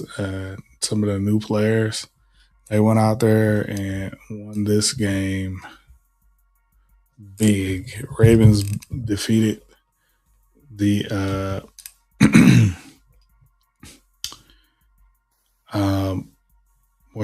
Philadelphia Eagles 27 to something. What was it? 27 and no, not 27. Sorry, I know it was 20 something. 24-7 was the final score. I saw a lot of good things with this new coach that we have there. What was very intriguing was for him to decide to take the headset and call all defensive plays the entire game. The head coach. Now, he's a defensive minded coach. And for him to say, I'm going to run this bad boy today. It was quite interesting to find out about that. And it, as I watched the highlights of the game, I didn't get a chance to watch it in real time, but as I was watching the highlights of the game, I could see elements of tutelage on display, which means there has been a huge turnaround in difference in how this defense plays versus last year and the year before that. Instantly saw it. And it was like, oh, wait, these guys, they look more disciplined. They look more at home in this defense system. It's something that I saw, and I was just like, there is hope. Now, on the offense side of things, I think Lamar only played like maybe one or two times and was out of the game after that. And then the backup, Hutley, went out there, did his thing, although he did throw an interception, but he did move the ball. And then we had our two rookies that went out and played. They look like they were having fun out there. The third string, I forgot his name at the moment. Forgive me, dude. And the fourth string, I forgot both of their names at the moment. But seeing them play definitely gives me hope for the future of the Ravens franchise, quarterback-wise, post Lamar Jackson.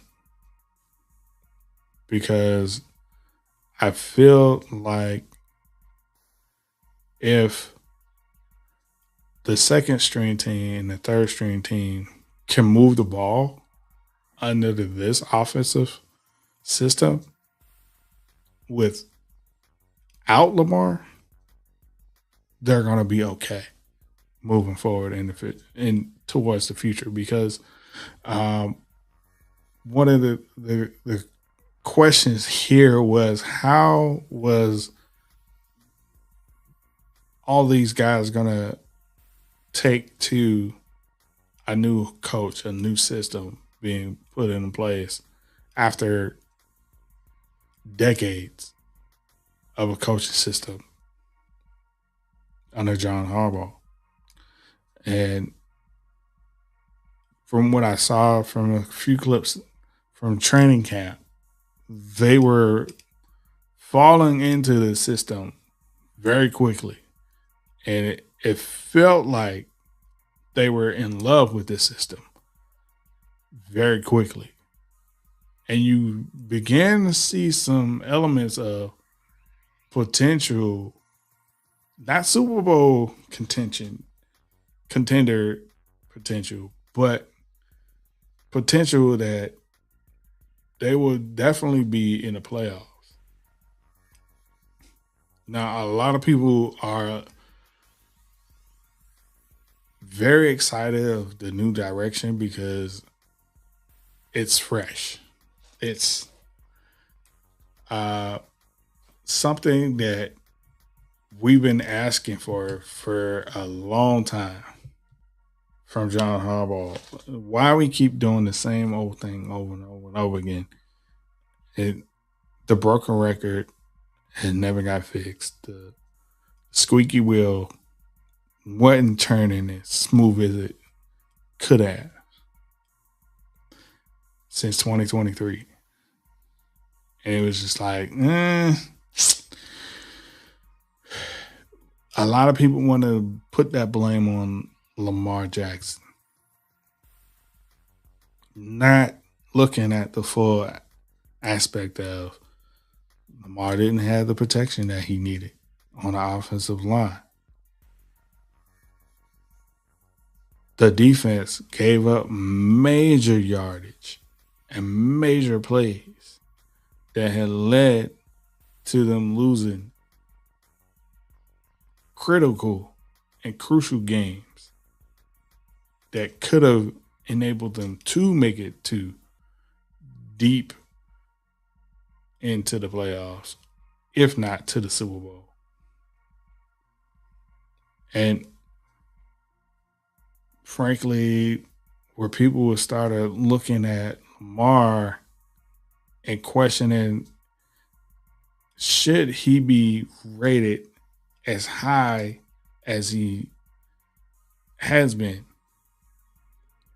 And my thing is, like, when you look at the record, his pass percentage is high, his completions are high, his touchdown rating is high, his rushing yards are high. The only thing that he hasn't been totally all the way there in is win percentage in the playoffs.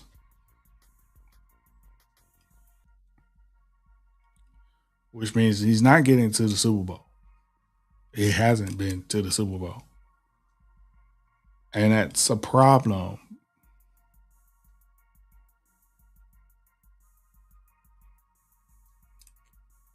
One thing that I've known since becoming a Ravens fan way back at the end of the 99-2000 season going into the 2000-2001 season was when the Ravens are playing well on both sides of the ball, defense and offense, they are a dangerous team to face against and almost unstoppable team. And how did they get to the 2 Super Bowls that they have in the franchise history? Been around since 1996.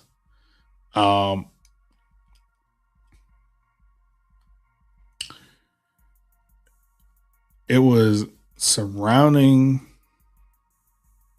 this franchise with the right cocktail mix of talent at the right time. And what I hated back in the past where they will get a good cocktail mix of a team going and disband it because of salary caps. That is something that I'm hoping that is a thing of the past with this new coach. I hope if we have the right team mixture going forward, we maintain it like the Chiefs have done,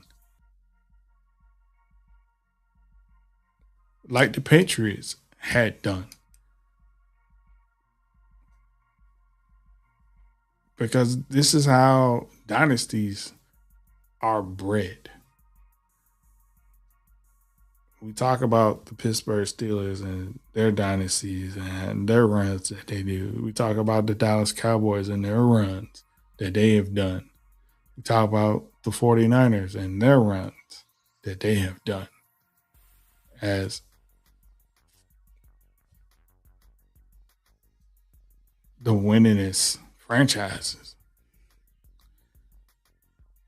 They get there by maintaining the nucleus that made them champions in the first place. And I'm looking forward to Jesse Manta and the nucleus that he forms at the Ravens. My eye is on the Ravens for the next 5 years as being a real threat in terms of Super Bowl contending team, like I don't expect them to make it to the Super Bowl their first year under the new coach. But my expectations is there would be boots, cliques on soil in the Super Bowl in the next 5 years. Shout out to the Baltimore Ravens. Wish them best of luck. These guys, they're going up against the Vikings this weekend on Saturday around 1 o'clock. I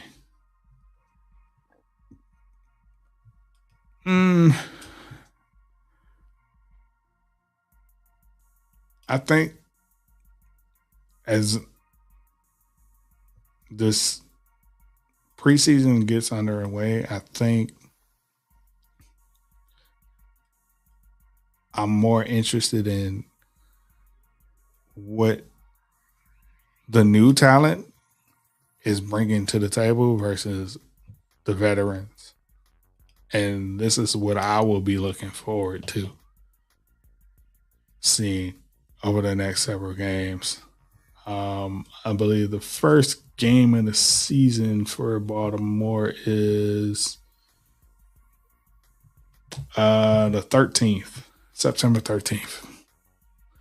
They're playing against the Indianapolis Colts. That is where I feel like I expect the Ravens to be hitting on all cylinders on both sides of the ball. And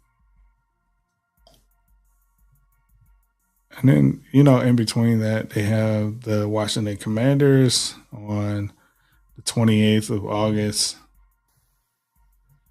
The Commanders are building something there too.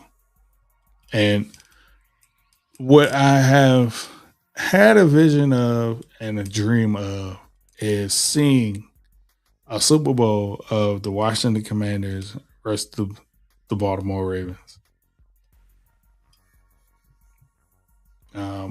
Being from that region, that will be like ultimate Super Bowl event to go to for me.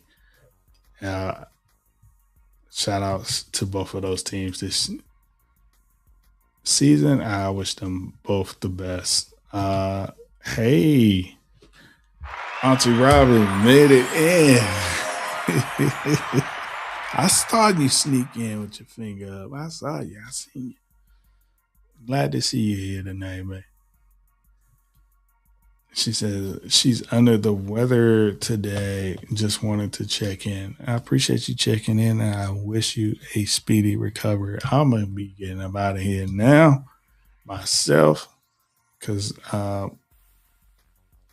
want to get my mind right.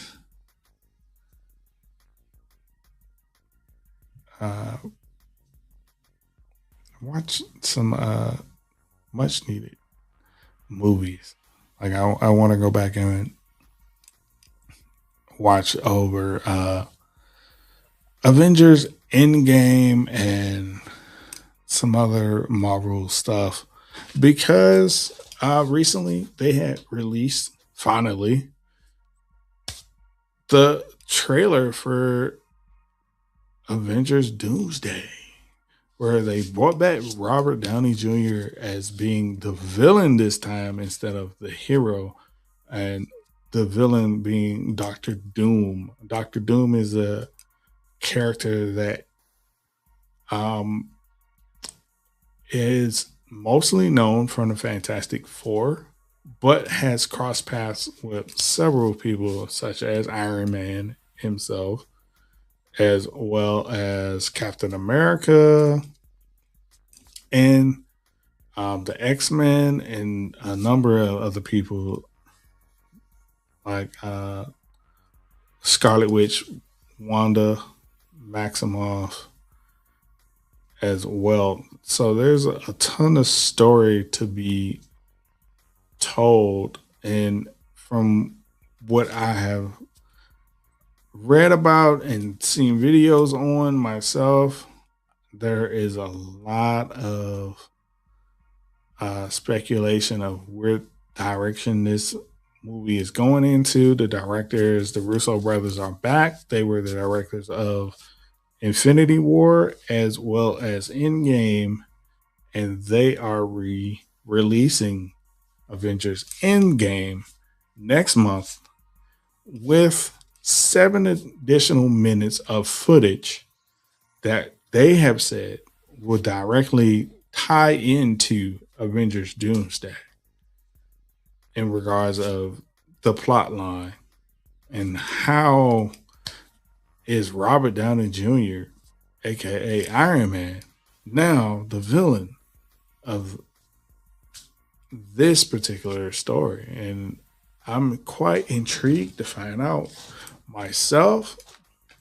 I have several theories about it, and I think I want to do a separate video on here on my channel talking about it, because I've been a Marvel fan from the first time I was introduced to Marvel through the X-Men animated series and the comics. And I've fell in love with all of their characters.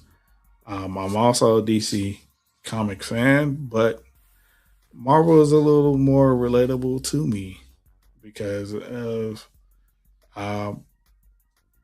the everyday life scenario that they were displaying.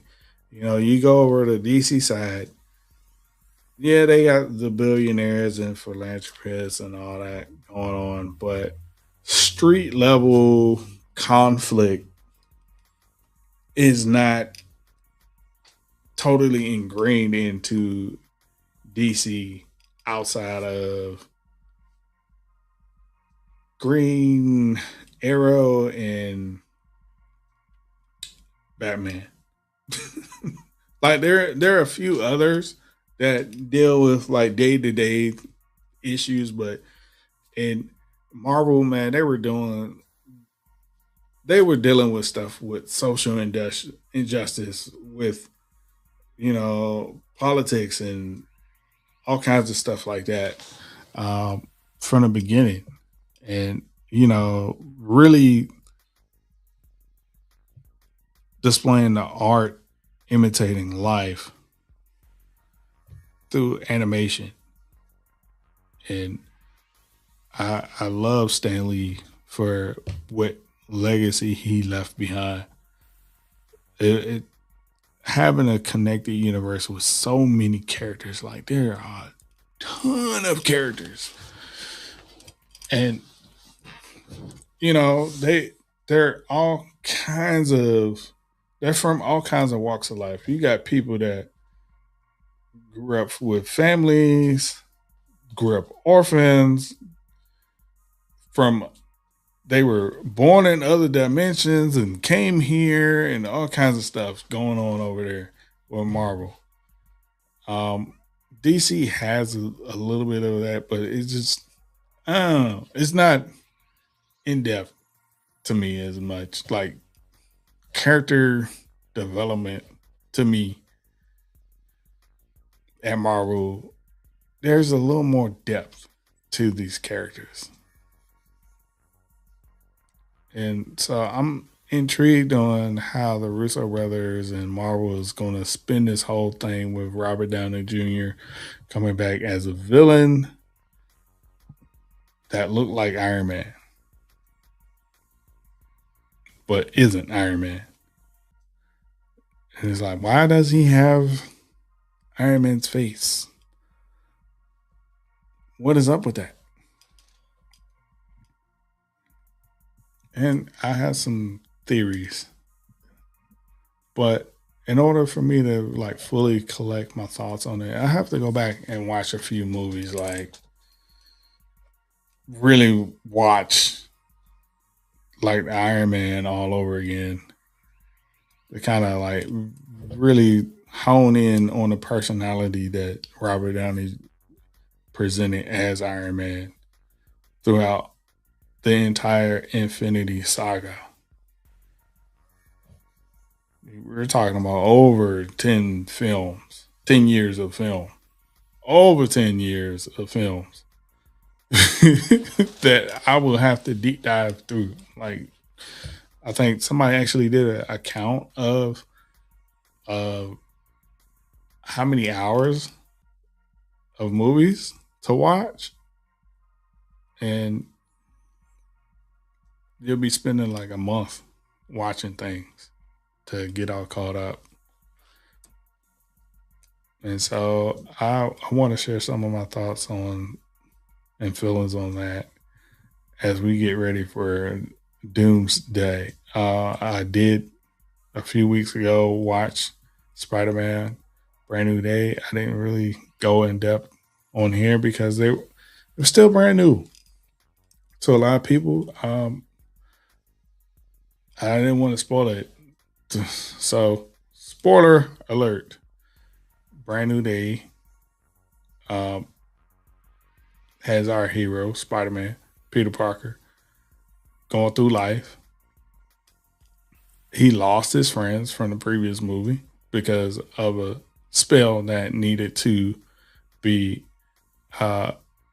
made by Doctor Strange to erase him from the memory of everyone in the world, because villains from the multiverse were trying to break into our reality to come and kill Peter Parker because they found out that Peter Parker was Spider-Man.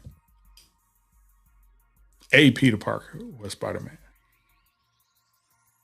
And we had a lot of fun in Spider-Man No Way Home as the aftermath to what was the name of that daggone movie? Spider-Man Far Away From Home, which had Mysterio out him. Like, this is what I'm talking about. Like, you have to watch multiple films to like really get caught up on everything, because there's such a connected universe. And in this latest film, we are introduced to the first Spider-Man crossover with the X-Men with Jean Grey. Jean Grey is a telepath from the X-Men and one of Charles Xavier's first students.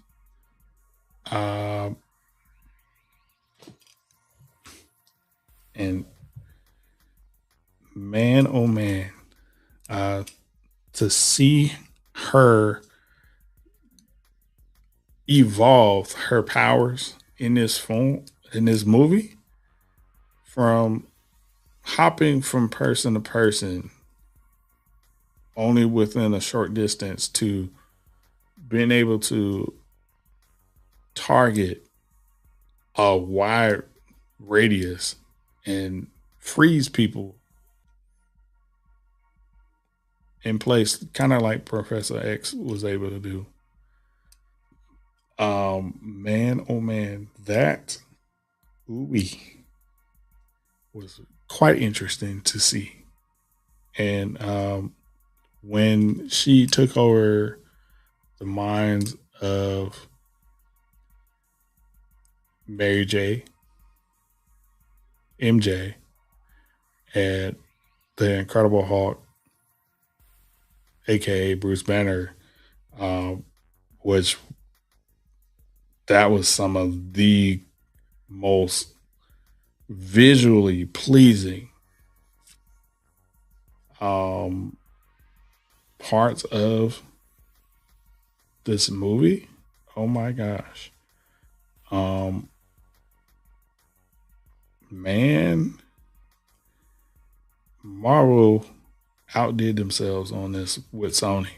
And it's the reason why, with it having such a great story and visually looking good with the practical shots of them physically doing stuff versus digitally fighting for the most part of this movie.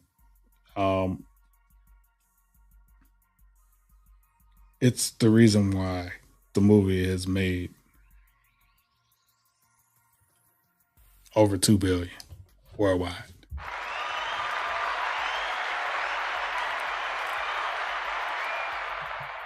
Yeah, I'll say it like this: like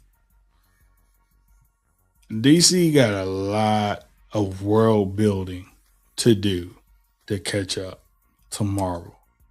If people were wondering why DC isn't as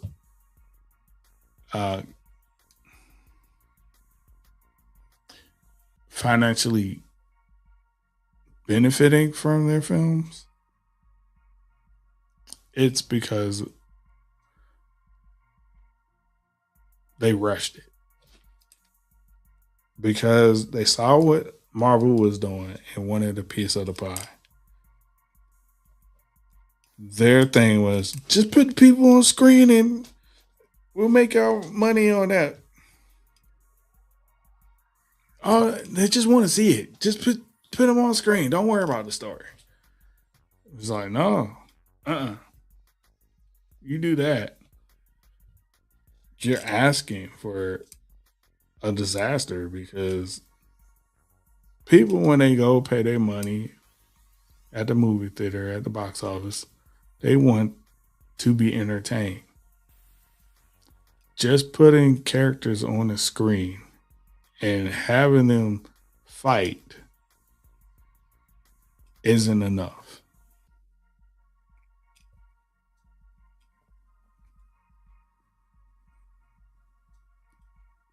There has to be something for them to buy into, and that's the story. The deeper the emotional connection to the characters in the story, and the deeper the story, the more people will invest in the franchise. And frankly, outside of Batman, they've been missing that for a long time. Like they kind of touched on it with Wonder Woman. Wonder Woman did well, but the first movie for Wonder Woman outdid the second one, because the lack of connection to the character. Like, it was a weird story for Wonder Woman. I forgot. It was Wonder Woman. What was the name of that one? Wonder Woman 80 something.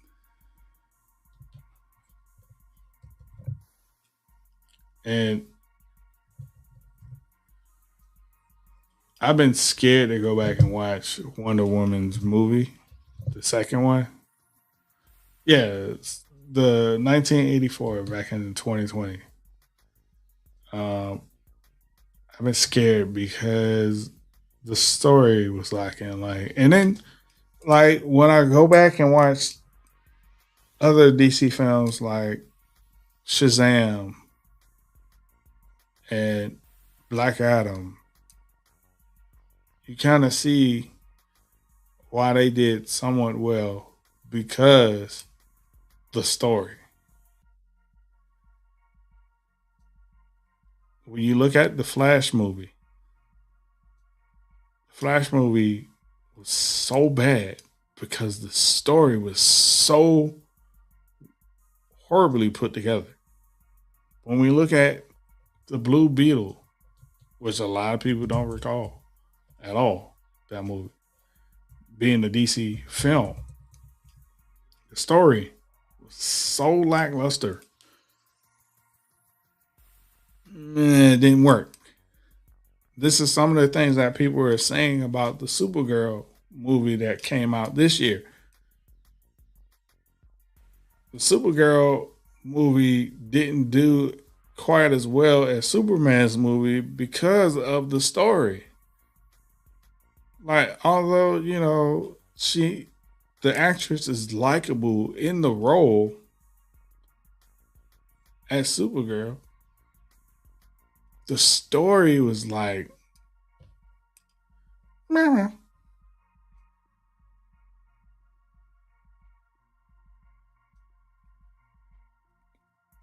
And when you have stories that are, meh, you're going to have low turnout at the box office.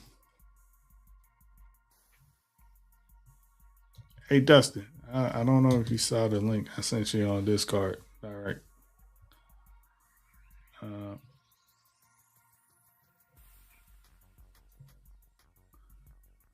And for those that don't know,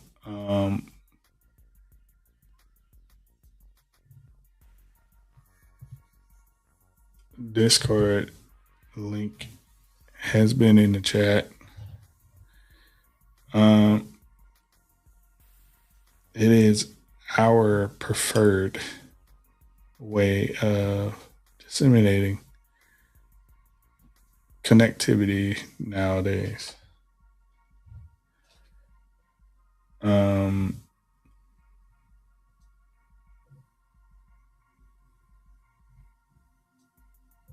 Join the Discord.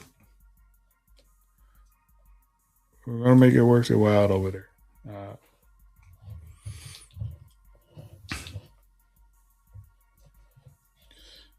And while he makes his way up to the panel, I want to get the pleasantries out the way.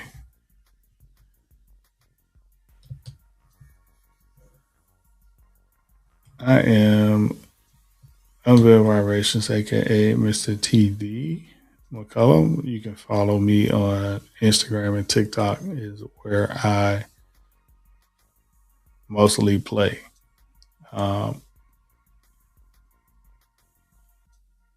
Those are my playgrounds, social media wise. Music is available on all streaming platforms under the name TD McCollum. And on Saturday mornings, join me, JoJo Speaks, Prophetic Fire Reiki, as we come together and do some prayer and read the devotional and catch up on each other's lives and your lives with us. You guys can absolutely come back here every Wednesday unless I say I'm not coming up here. 8:30-ish is the time when we go live. We'll talk about a number of things. Social media, commentary, and reactions to everything that's going on in real life. We're trying our best to stick to reality and everything going on there.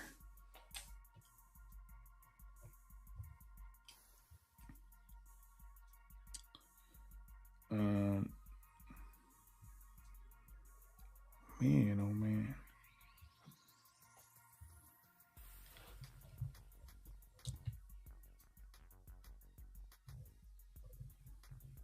Yeah. Hey, Dustin. Glad to have you here tonight. Yeah, the link is I sent out over to you on Discord. I don't know if you see it yet.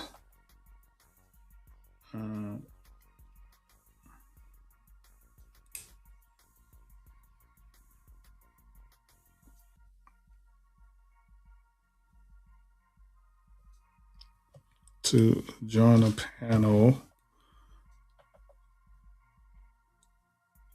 you would have to be a part of the Discord.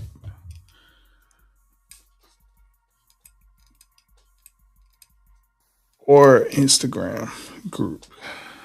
I do have an Instagram group for Unveiled Vibrations podcast.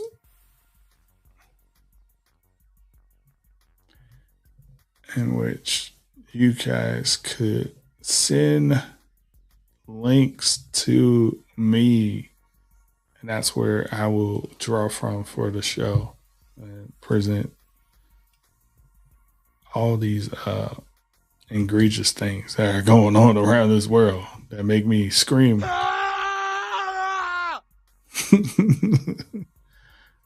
And, you know, we'll shout out people giving them flowers or not. Sound alarm every Wednesday at 8:30 p.m. ish. That's where we're going to call everybody aboard. Choo-choo train. And we'll have the conversations. Speaking of,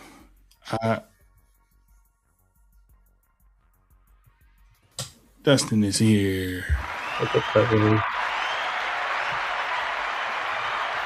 How's it going, brother? It's been a very emotional day at ESPN. Uh-oh. Tell us about it, man. What's happening over at ESPN? The founder passed away this morning. Oh, no. Sorry to hear that. Condolences to the ESPN. He passed away. He had what they call that now? Parkinson's disease. He passed away early this morning. They made a statement over there on the newsroom. So he passed away this morning. So that's what we've been going through this morning today. Oh, wow. He passed away at 93.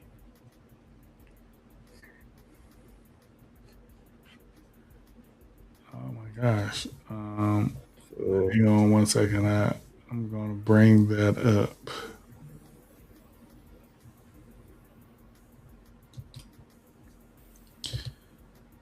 There's a whole segment on it.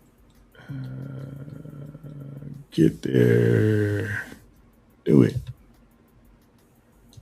Yeah. Let's go.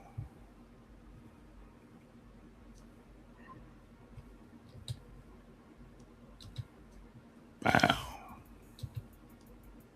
How you like me? William F. Rasmussen, co-founder of ESPN, has died at age 93 from Parkinson's. Commonly known as Bill, he was a sports fan turned broadcaster. I can't hear Tyron. You got to turn it up a little bit more. Idea of a 24-hour cable. Uh-oh. You can't hear it? It's barely. It's a low. Oh. Wait a second.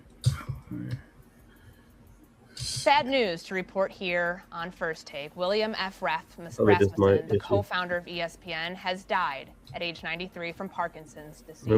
Commonly known as Bill, he was a sports fan turned broadcaster and entrepreneur whose out-of-the-box idea of a 24-hour cable sports network, ESPN, changed forever the landscape of sports media. In 1978, Rasmussen, in his former sports broadcaster, public relations executive, and his son Scott started looking into satellite technology as a way to show Connecticut sporting events. What followed more than 45 years later was sports fandom right here on ESPN. Our thoughts and prayers go to the Rasmussen family at this time. And the story that I think is so fitting is that Bill Rasmussen and his son Scott, back in 1978, the legend goes, they're driving down I-84, Connecticut, going to New Jersey. They're in traffic. They think of this idea. You know what would be really cool? A television network that's dedicated to sports 24/7, 365 days a year. And the reason we're all sitting here at this desk today is because of Bill Rasmussen's idea that all these years later live on within this network. No question. I think the number one thing that we can say is thank you, because you're talking about us sitting here today, but really it goes back 30, 40 years for all of us. The idea of what made us fall in love with this.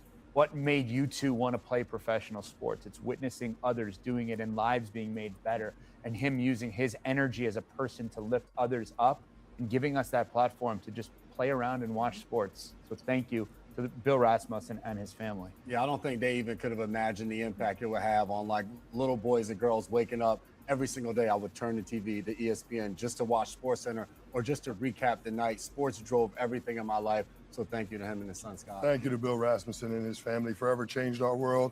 I remember my brothers telling me stories about how they had to wake up early to try to catch it on the news. So now we got sports all day, every day.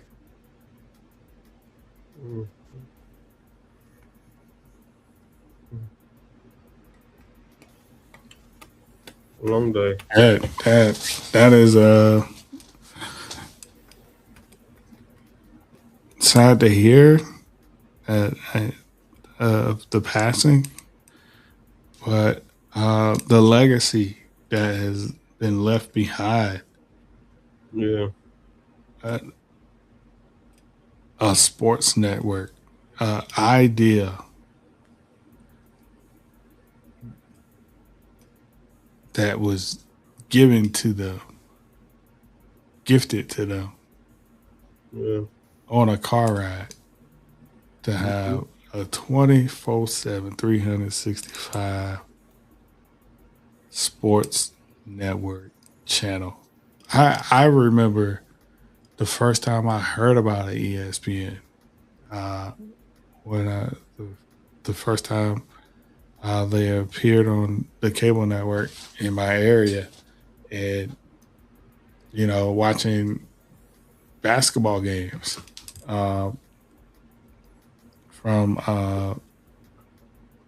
I forgot what the basketball conference with Georgetown, and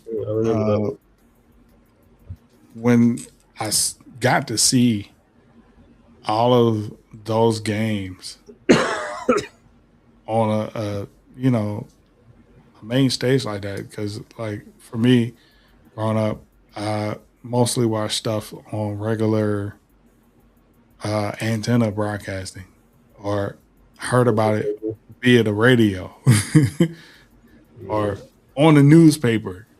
That was where I was getting my news regarding sports. If it wasn't on antenna TV, I wasn't watching it.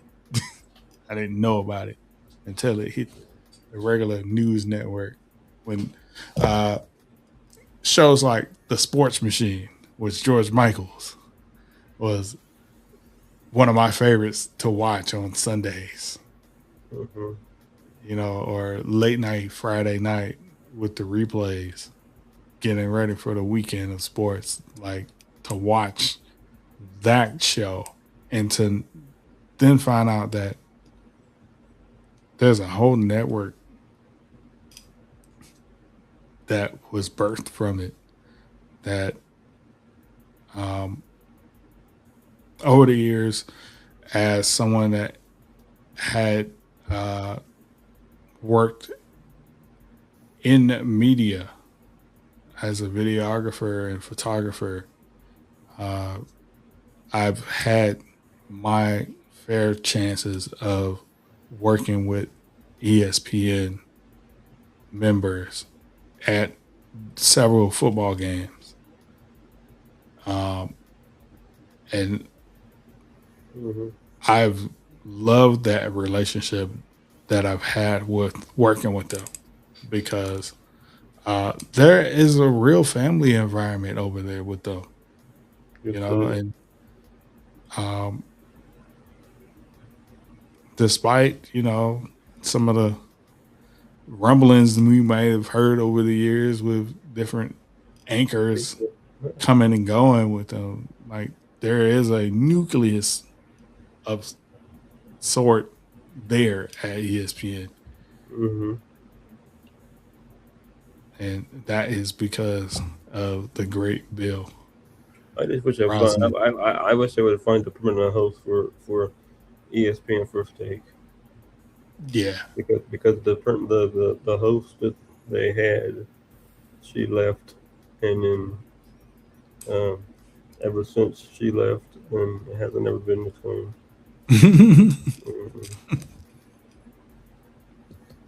But the sun isn't completely set on ESPN, and I feel like in the next couple of years, it will rebound. It'll rebound. I just wish they would I hope that they get rid of Stephen A. Smith. It's coming. Yeah. Because I know more about the situation, but I can't really say it because I haven't told my kids yet. But I could say the writings is on the wall, and if you know how to read it, you'll see it coming. I do. I see it. And it was like, oh, well, there we have it. Because I haven't seen him on ESPN First Take for 2 weeks.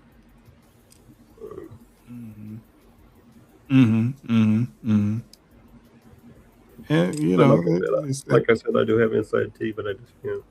Sure. It's how you would say that the silent protest. I guess that's what he's trying to do.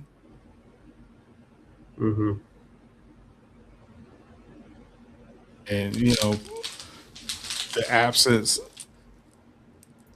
thinking that the absence of the heart will make it grow fonder. Like, no. So what do you think about? What do you think about replace you? What do you think about Norah O'Donnell returning back to CBS this morning?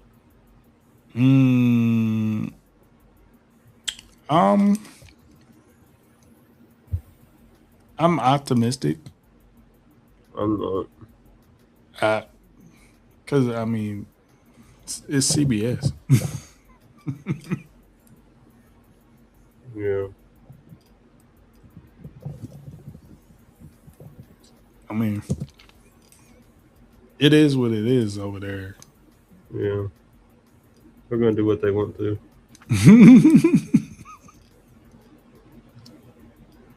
I mean, I'm on the board for the company, but I still don't really like the moves they're making. You know, that's all I can say about it. It's like, it is what it is. Yeah. I don't know. I just feel like it's going downhill when it comes to CBS News. The rest of it's fine. The rest of it's okay, but the CBS News parts of it is just going downhill.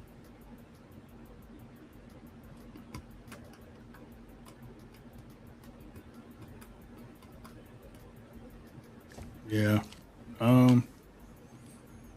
I honestly see more shuffling going on with anchors coming as we close out the year of 2026. So at this point it's just a shoulder shrug. Are you talking about as a whole, or are you talking about CBS in general? No, as a whole, all across the board, with everybody. Like it's shoulder shrug at this moment. It's like, well, y'all gonna do whatever y'all want to do anyway. We're gonna do what they want to do. Well, I didn't have no internet on Monday, so I didn't get to do my show this week. So I didn't have no. I'm I didn't have no internet Monday. Man. Oh, for those that didn't know, there is no JoJo Speaks tomorrow night. Oh, I didn't know that. And let me reconfirm that. Is everything okay? Well, tomorrow is Jennifer's birthday. Oh, I forgot about her birthday. It's my fault.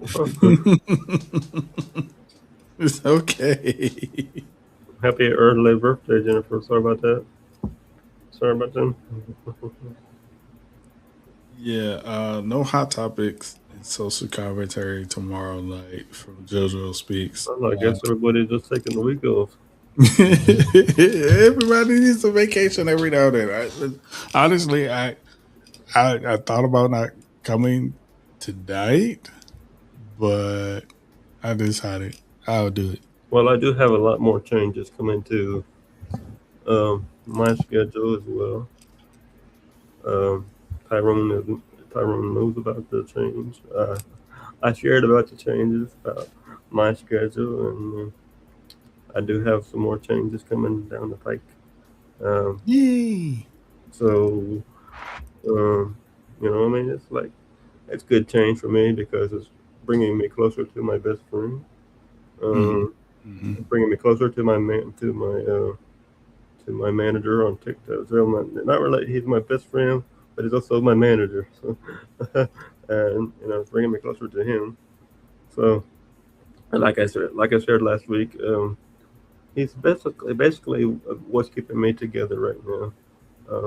We're always we're always together every day. We're always, he makes me happy, to be honest. He makes me really happy. We talk every day. If we don't talk every day. If we don't talk every day, then we talk about every other day.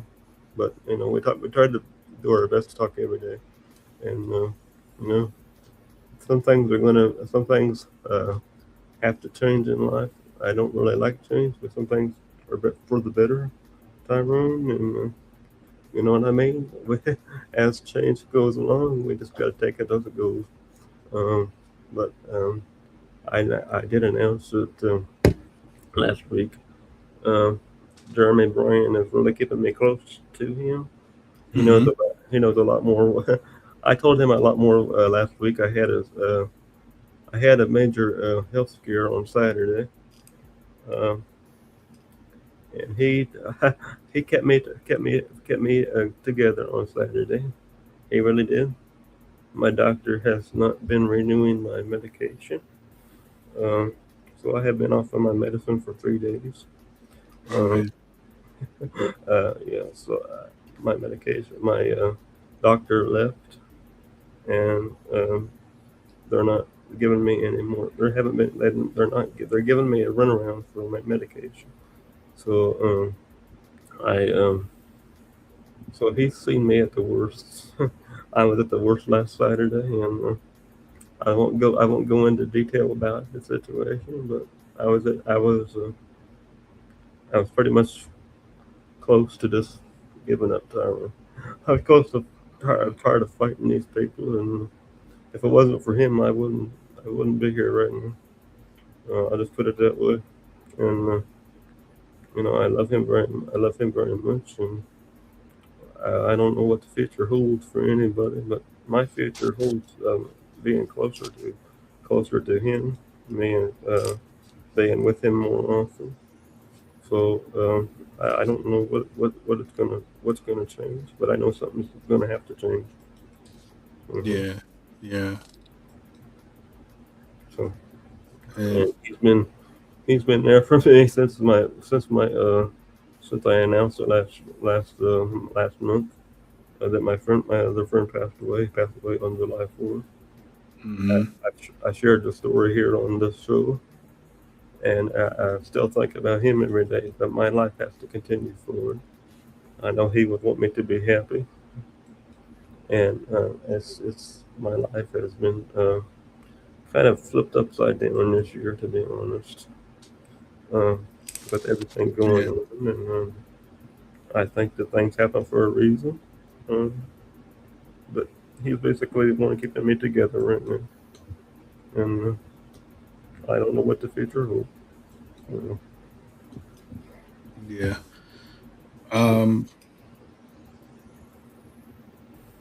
We're praying for you, brother, and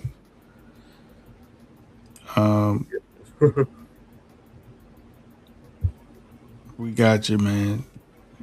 As a support, man, we're here. Thank you. I appreciate you. But I just wanted to share. I'm still going to be here. I'm still going to be here every week. But I just wanted to share that. I just want to share that that things are going to be changing. Things have already been changing. You guys see one side of me, but you also don't see my day-to-day schedule, my day-to-day life is a lot different. And he knows. You guys, Tyrone knows about it, and Jennifer knows about it. So does Jonathan. But you guys only see one side of me, and there's a lot more sides to me. There's a lot more sides. My emotional side, my emotional side is a lot more present in the past few months. A lot more present in the past few weeks. And if I didn't have him here, I wouldn't be here. I mean, there's some days, all right, I just don't even want to be here, to be honest. And that's just me. I mean, if you don't have anybody to continue to support when you need them the most, when you lose your best friend like that over several years, you don't really know what your future holds. Time, and I know you've been through this as well, so you know how it is. But everybody's situation is different, and it's like it kind of makes you rethink your whole entire life. To be honest, it kind of makes you rethink about what your future holds and stuff like that. So, I mean, you do what you got to do. And right now, I'm doing what I got to do to stay, to be here for my best friend, to be here. He's here for me, so I have to be here for him too. I have to be here for him, and I have to stay together. We have to stay very close, right? We have to stay very close, like we are, because my life is really changing, so has his. We talk every day, so I get through it, but I just rarely get through it because he sees me fall apart a lot, and he's always there to support me and lift me back up. So shout out to Team Jeremy Bryan. I love you very much.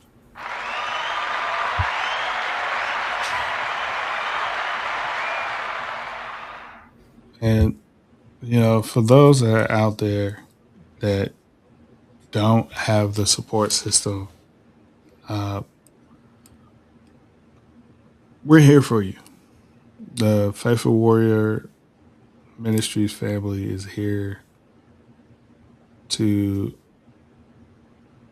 hear you,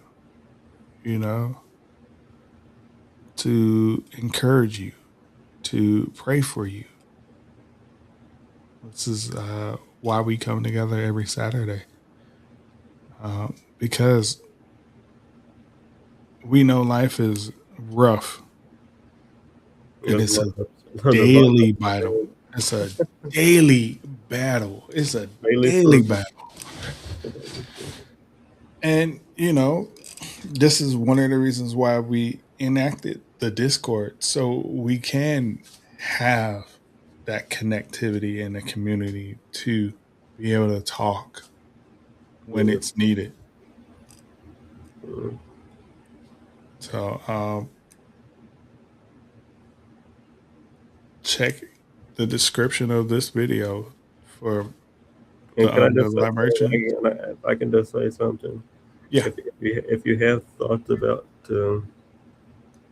not being here or whatever, let's say you don't get flagged, call 811 or what the number is, because there's days where I don't feel like that myself, But you know what I mean? You got to get through it. And if I didn't have him, if I didn't have my whole team here, and plus my new best friend over here, I don't think I would be here.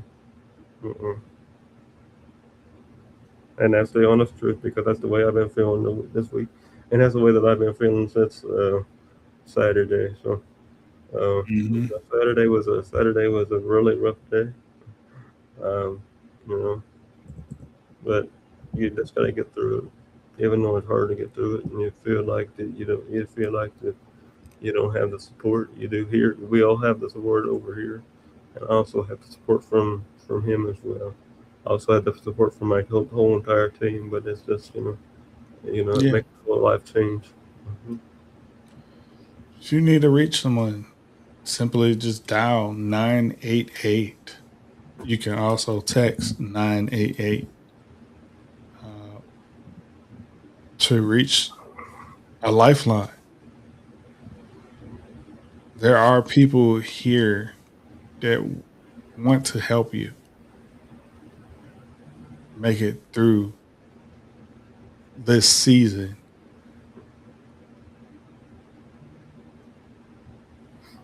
They're here for you. We're here for you.